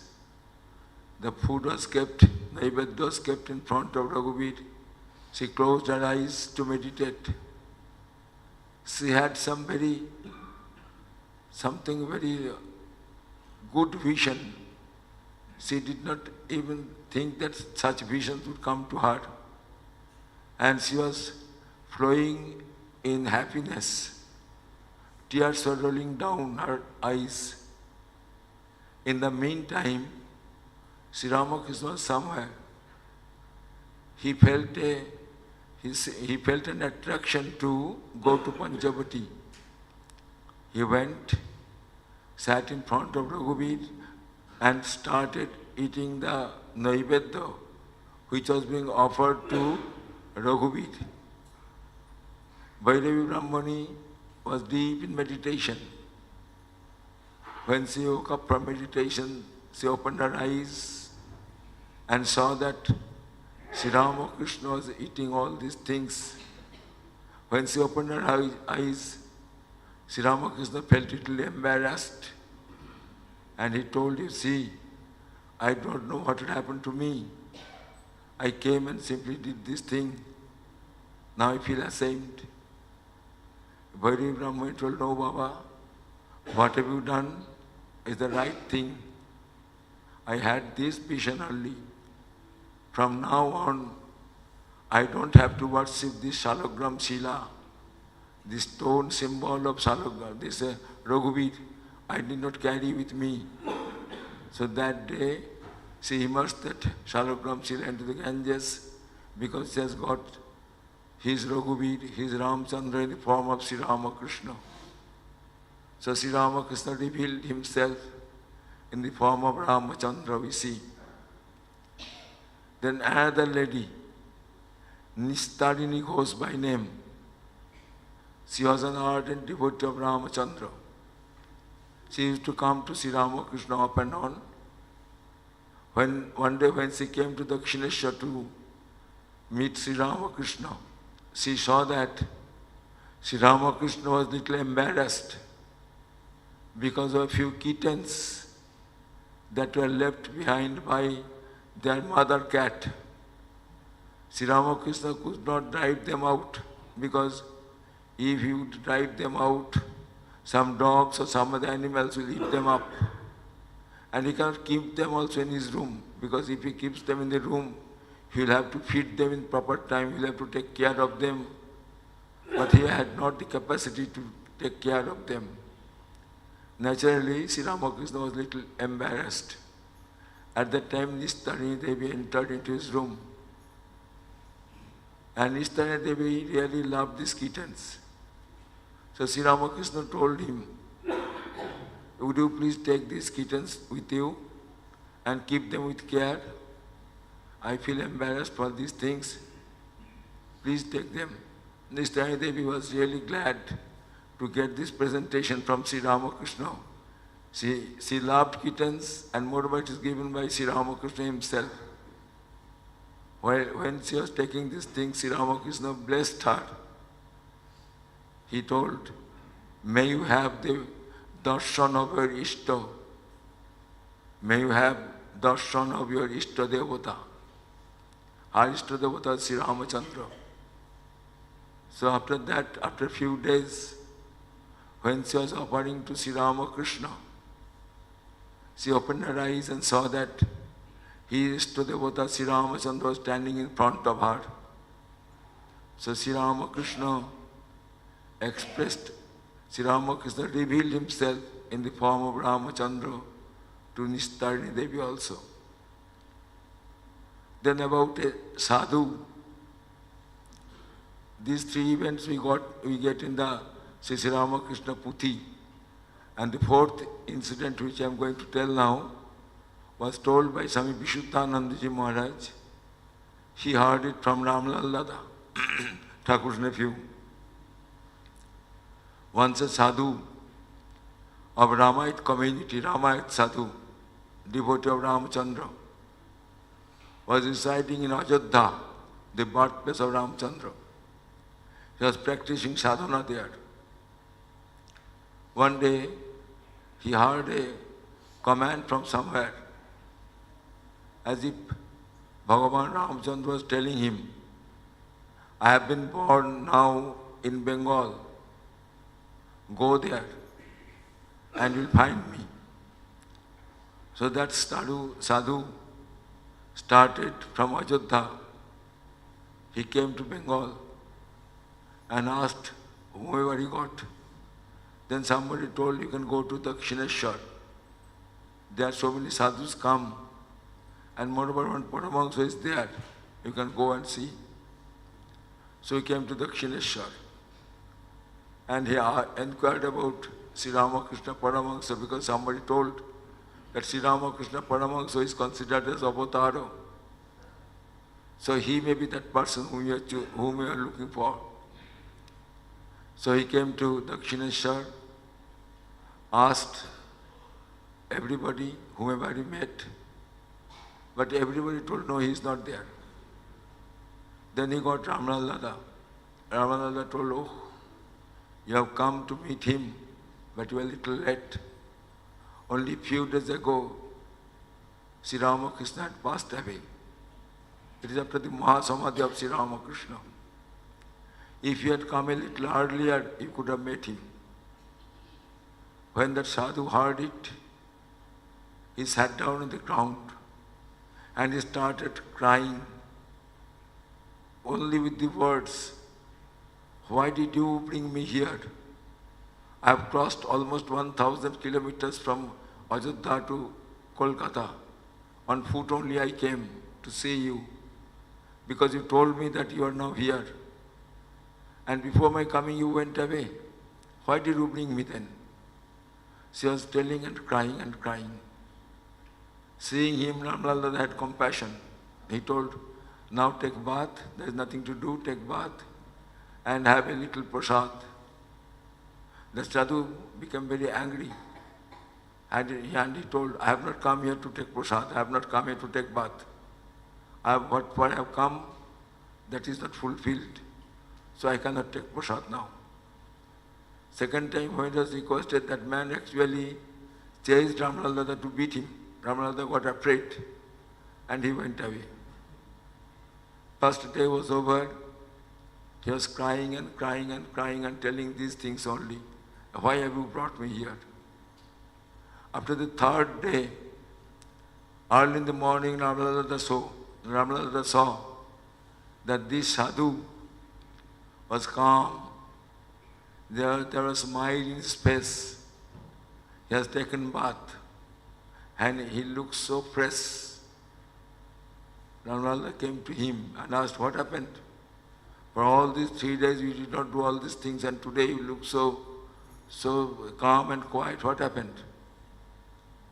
That sadhu told, he came this morning, early in the morning he came. And he gave a description of the person who came. It was exactly the figure of Sri Ramakrishna, what Ramananda heard. Not only that he did see Sri Ramakrishna. Sri Ramakrishna told him to take a dip in the Ganga. He obeyed. Then Sri Ramakrishna gave him a bowl of payasam. That container, which was handed over to him, was still there. That man said, this is the container in which he gave me payasam. I took that payasam and now I am quite calm. I don't have anything to ask from anyone. That container was kept for quite a long time, as Visuddhananda writes. He told to some of his devotees in his reminiscence that it was kept for some time in the Dakshineshwar, after it was lost. So even after passing away, Sri Ramakrishna showed that he is none other than Sri Ramachandra to the devotee of Sri Rama. Now as for Krishna, let us see a few incidents from the life of Sri Ramakrishna, where he revealed himself as Krishna. Number one, Gaurima was a sannyasini. She left home and she went to so many places. As a sadhu, she traveled far and wide. And she met many sadhus. And she did a lot of sadhana in so many places. Once Gaurima was in Vrindavan, and Balaram Babu, one of the Thakurs, Rasadar Balaram Babu, he was then also in Vrindavan. While talking, Balaram Babu told Gaurima, Mother, there is a very good sadhu at Dakshineshwar. When you go to Kolkata, please see him. Gaurima heard this thing but did not react. She did not tell anything. Afterwards again, when she came to Puri, there also a gentleman told him, Ma, we have heard that there is a very good sadhu at Dakshineshwar. There are some people who believe that he is the incarnation of God. Go and see him. Gaurima did not react. Third time, when Gaurima came to Kolkata, she came to Balaram Babu's house only. There she decided. So one day Balaram Babu again told her, Jama, if you want, you can go to Dakshineshwar. We sometimes go there. If you want, you can go to Dakshineshwar and meet Sri Ramakrishna, who is none other than the incarnation of God. Gaurima reacted and told, Dada, elder brother, I have seen so many sadhus here and there, all through India I have seen so many sadhus. I don't have any fascination for any sadhu now. If your sadhu possesses the capacity to drag me to him, let him drag me, I shall surely go there. This she told. We don't know why she told it. Was it simply to avoid? We don't know. But the event happened like this. Just after 3 or 4 days, one day early in the morning, Gaurima took bath and she sat for his puja, daily puja. She had a Salagram Shila. The name of that Salagram Shila was Damodar Shila. That is, that Salagram Shila, the symbol of Damodar means Krishna. So she was worshipping. After the Abhishek, she wiped the Shila, kept it on the throne, and now she will have to offer Tulasi leaves, as is the mantra Namaste Bahurupaya, etc. She took a Tulasi leaf, dipped it in sandal paste, and while placing it on the Salagram Shila, she saw that in place of Salagram Shila, there was a living foot, shining, effulgent living foot. She wondered. She wiped her eyes, but still that foot was there. She placed the tulasi on that foot itself. And second tulasi when she picked up, then also she saw another foot of the same living being, that effulgent foot. She was wonderstruck. She became speechless and she remained in that state for quite a long time. When she was not coming out of the worship room, Balaram Babu's wife and others came to see what happened. She is not coming out. They saw that she is lying there unconscious. Then they were a little worried what to do. All of a sudden, Gaurima came to senses and he came out of the room and he proceeded towards the gate. She was trying to go somewhere. The gatekeeper asked, Maiji, where do you want to go? Gaurima did not reply because she could not speak at that time. Balaram Babu saw from a distance and he understood. He immediately got a carriage, horse carriage was there, and he asked his wife to accompany Gaurima. So they went to Dakshineshwar. When Gaurima was going to Dakshineshwar, she did not know where she was going because she was not speaking, and Balarama also did not tell anything. But she was as if machine-driven, she was moving. She felt that somebody was dragging her heart with a thread, that somebody was dragging her heart. She felt that pull, and a kind of pain was coming. When they entered into the Dakshineshwar, they came straight to Sri Ramakrishna's room. There, Gaurima saw that, like a small boy, Sri Ramakrishna was winding a thread. But boys sometimes do it for flying kites, that wind up the thread. Sri Ramakrishna was winding up the thread. As soon as Gaurima entered, that winding up was over. Gaurima felt that pull, which was pulling out her heart, has now stopped. She came to Sri Ramakrishna, and when she offered pranam to Sri Ramakrishna, as soon as she saw the feet of Sri Ramakrishna, she was again wonderstruck. The same 2 feet which she saw in the worship room, the same 2 feet are here only. She told, "You are so near, but why did you not call me earlier?" Sri Ramakrishna told, "If I had called you earlier, you would not have the opportunity of going through these Tirtha Kshetras, to all these pilgrim centers. You could not go. And it was not the time. Now the time has come and you came." And then we know afterwards Sri Ramakrishna told her to do some work for the ladies, for the girls of Bengal. And she did. She had an ashrama, still it is there. So this Gaurima had the darshan of Sri Ramakrishna in the form of Sri Krishna. His chosen deity was Damodar Shila. And there is Atul Ghosh. Shall I stop? Over? And then person is Atul Chandra Ghosh, younger brother of Girish Chandra Ghosh. Atul Chandra Ghosh was very expert in feeling the pulse of patients. One day, Sri Ramakrishna was not keeping well. He was then in Kashipur garden house. He was not keeping that much well. So, Atul Ghosh was requested to stay back at night there at Kashipur, because Sri Ramakrishna's pulse he could feel. If it would take a bad turn, then they can easily go to a doctor and call him.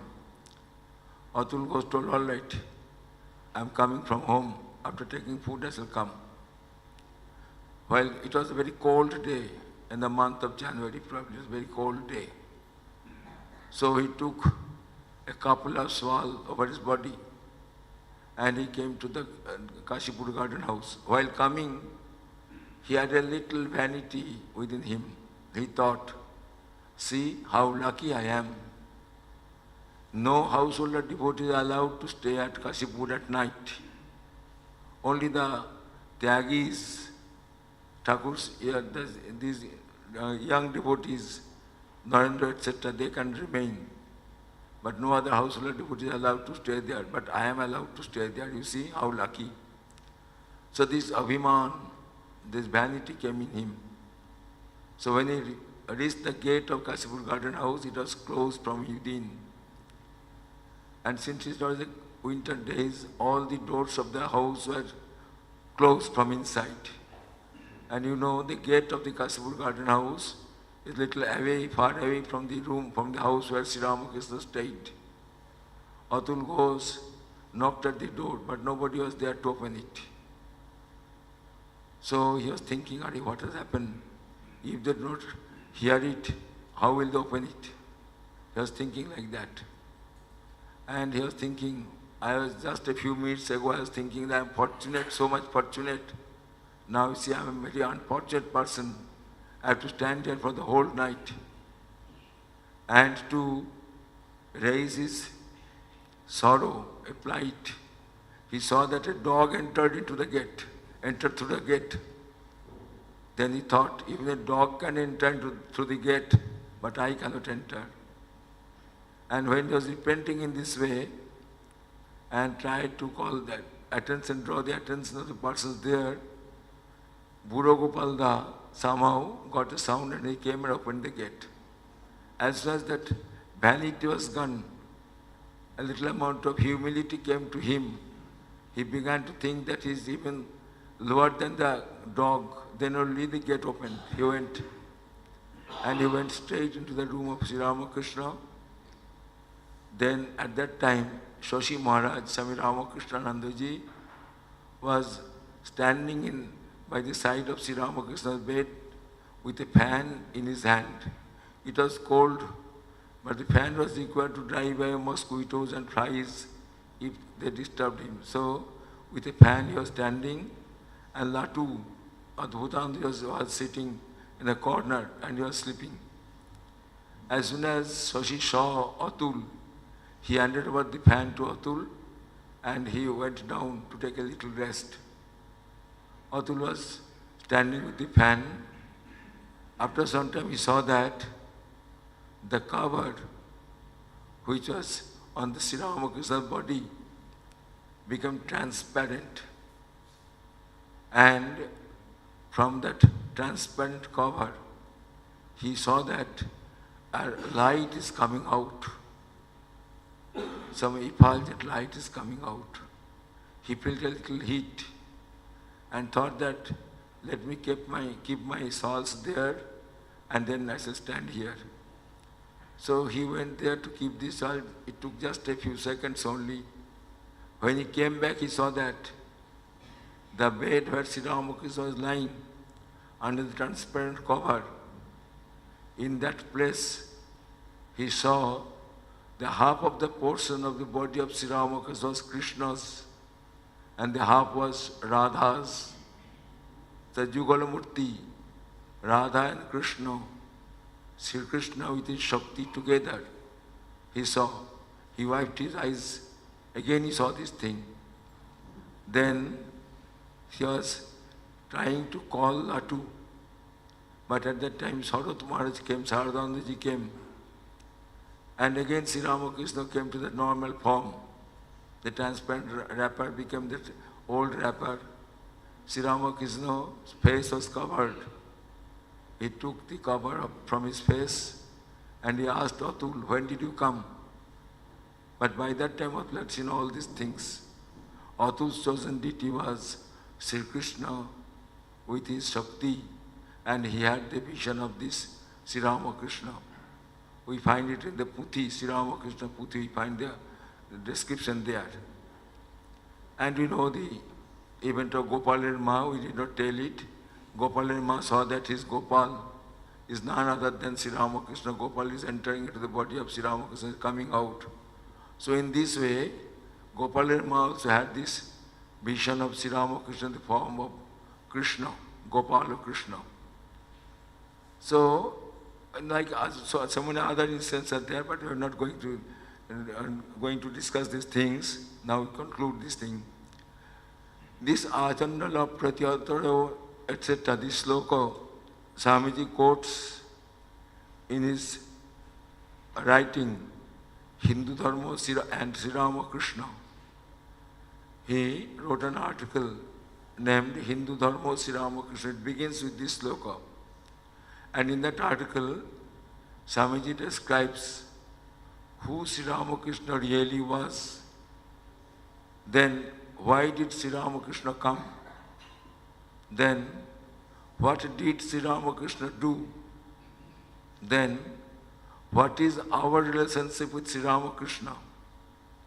And then he concludes what we shall have to do now, having this relationship with Sri Ramakrishna, what we shall have to do. So these 5 things are dealt with there. Number 1, who Sri Ramakrishna is really, that he told in this slokas. Sri Ramakrishna is none other than God himself, that Pratita Purushaha, as he told, that well-renowned person, God himself. And then he told why did he come? Then he told, what did he do? Then he told, what is our relationship with Sri Ramakrishna and what we shall do. We shall come to the conclusion portion of this article and we shall conclude our talk. Swami Vivekananda writes, O man, a dead person never returns. A past night does not come back. An emotion, however passionate, never takes the same form over again. A jiva, likewise, does not assume the same body twice.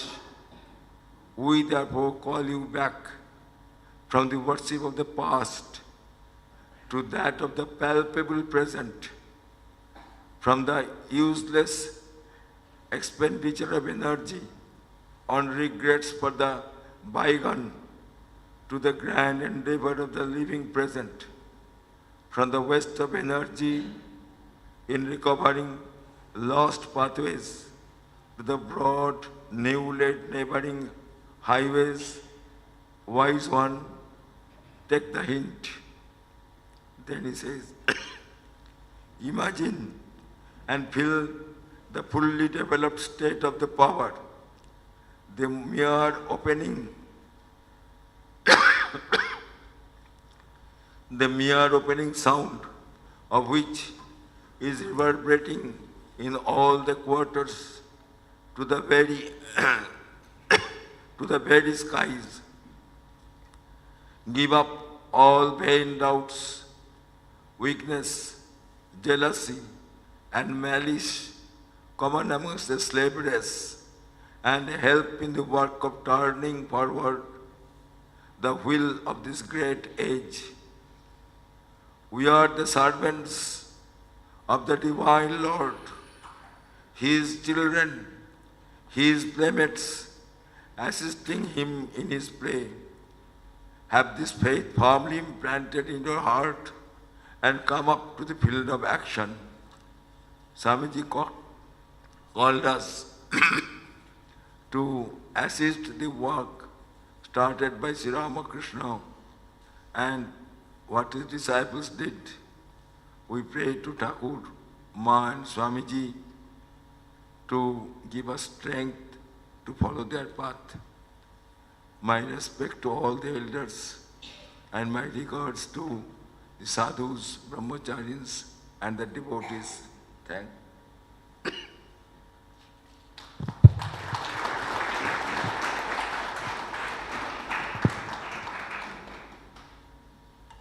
Thank you, Maharaj.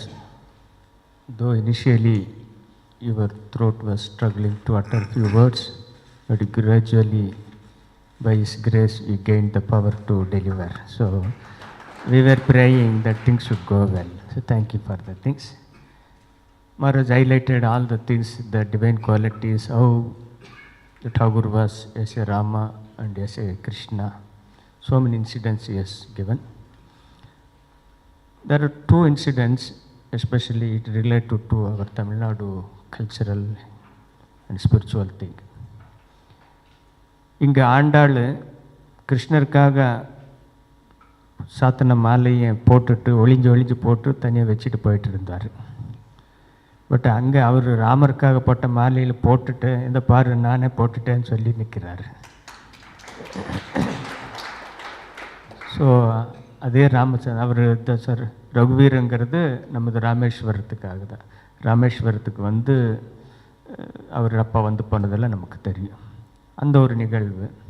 இன்னொரு நிகழ்வு, இங்கே எப்படி திருஞான சம்பந்தர் அங்கே அப்பா குளிக்க போகும்போது தனியாக விட்டதுனால அவள் அழுதுட்டு இருந்தா. பராசக்தியை வந்து கிண்ணத்தில் பால் கொடுத்துட்டு போகிறாங்க சீர்காழியில்.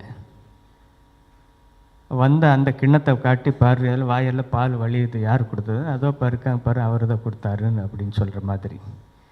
இது அதே மாதிரி இங்கே தட்சிணேஸ்வரத்தில் அந்த ஒரு ராமாயத் சாது வந்து குருதேவருக்காக அழுது 3ஆவது நாள் அழுதுக்கும்போது காட்சி மட்டும் கொடுக்கல, பாயசமும் கொடுத்து அந்த கிண்ணத்தையும் கொடுத்துட்டு போயிருக்கிறார். ஸோ அழுதால் உன்னை பெறலாமேன்னு சும்மா சொல்லலை, அதெல்லாம் உண்மையாக தான் சொல்லியிருக்காங்க. ஸோ அந்த மாதிரி நிகழ்ச்சிகளை பலதை சொல்லி கௌரிமாவு நிகழ்ச்சி சொல்லி ஏதோ ஒரு அவர் நல்லா அவர் என்னை இழுக்கணுன்னா அவர் இழுக்கட்டுமே அப்படின்னு சொன்னாங்க. அப்படியே நூல் வச்சு இழுத்த மாதிரி இழுத்துட்டார். ஸோ அதிலிருந்து நமக்கெல்லாம் தெரியுது கஷ்டம் எவ்வளோ இருந்தாலும், எவ்வளோ வேலை இருந்தாலும், எவ்வளோ நிகழ்ச்சிகள் இருந்தாலும் அவர் நம்மெல்லாம் இன்றைக்கி இழுத்துருக்கிறார். அதனால தான் இந்த நூற்றுக்கணக்கான மக்கள் எல்லாம் இங்கே வந்திருக்கீங்க. ஸோ அந்த வகையில் நம்மள we all are blessed to be under his feet. So இந்த மாதிரி நிறைய நிகழ்ச்சிகளை சொல்லி அது சாமிஜி எப்படி தெளிவாக சொல்லியிருக்கிறாரு, ராமர் கிருஷ்ணர் அந்த அவதாரதாங்கிறத சொல்லி கடைசியாக காசிப்பூர் கார்டனில் நம்ம நாயை விட கடையவனா நான் போனால் தான் உன்னுடைய காட்சி பெறலான்னு சொல்லுவாங்க, அடியார்கள் சொல்லுவாங்க. அகங்காரம் இருக்கிற வரைக்கும் அதுவும் ஒன்றும் நடக்காது. நாயே கேட்டுக்குள்ளே போகுது, நான் போக முடியலையேன்னு அவர் அழுது நின்னார். உடனே அங்கே கதவை திறக்குது. ஸோ அப்படின்னா இதெல்லாம் அந்த ஒரு எளிமையும் அந்த அடக்கமும் வேணுங்கிறதுக்கு அந்த கூடி அவன் போன உடனே அவருக்கு விசிறி வீசுறதுக்கு வாய்ப்பு கிடைத்தது. அந்த இடத்துல அவர் கண்ட காட்சி ராதை மற்றும் கிருஷ்ணருடைய காட்சியை கண்டிருக்கிறார். இந்த மாதிரி ஏராளமான இன்றைக்கு நம்ம குருதேவர் மறைவுக்கு அப்புறம் ஒரு 100 ஆண்டு கழிச்சு தான் இருக்கோம். இது வந்து பெரிய அளவில் நமக்கு ஒரு தெளிவை தரலைன்னாலும் இன்னும் வர காலங்களில் இதெல்லாம் ஒரு மிகப்பெரிய இதெல்லாம் ஆராய்ச்சி செய்து இதுக்கான ஒரு ஆதாரத்தோட நிகழ்வுகளை நம்ம கையில் கிடைக்கலாம். அப்பொழுது நம்ம சந்தோஷமாகப்படுவோம். ஆகவே நமக்கு இன்றைக்கி நல்ல நாளில் குருதேவர் சிந்தனையில் நம்மளை ஆழ்த்திய சுவாமி தேவராஜன் அவர்களுக்கு நமது பாதம் பணிந்து வணங்குகிறோம். Thank you Maharaj for highlighting all the divine qualities. So many things you have given in description, though few might not have known some of the incidents, but this is new light for us. Anyway, we will publish all these things, the new incidents which has not appeared so far. So அந்த வகையில் சாமிஜிக்கு நம்ம பாதம் பணிந்து நமஸ்காரம் சொல்கிறோம். So ரொம்ப நன்றி. Thank you Maharaj for accepting and being with us. Thank you. Just be there Maharaj, just a few minutes. So பக்தர்கள் எல்லோரும் அப்படியே முதல்ல அம்மாமார்கள் அப்புறம் பக்தர்கள் வந்து பிரணாம் பண்ணிட்டு போகலாம். இன்னும் 2 சேர் போட்டுட்டா சுவாமி தர்மாத்மனஞ்சியும் விமோக்ஷானஞ்சியும் நம்ம மேடைக்கு அழைக்கிறோம். Maharaj,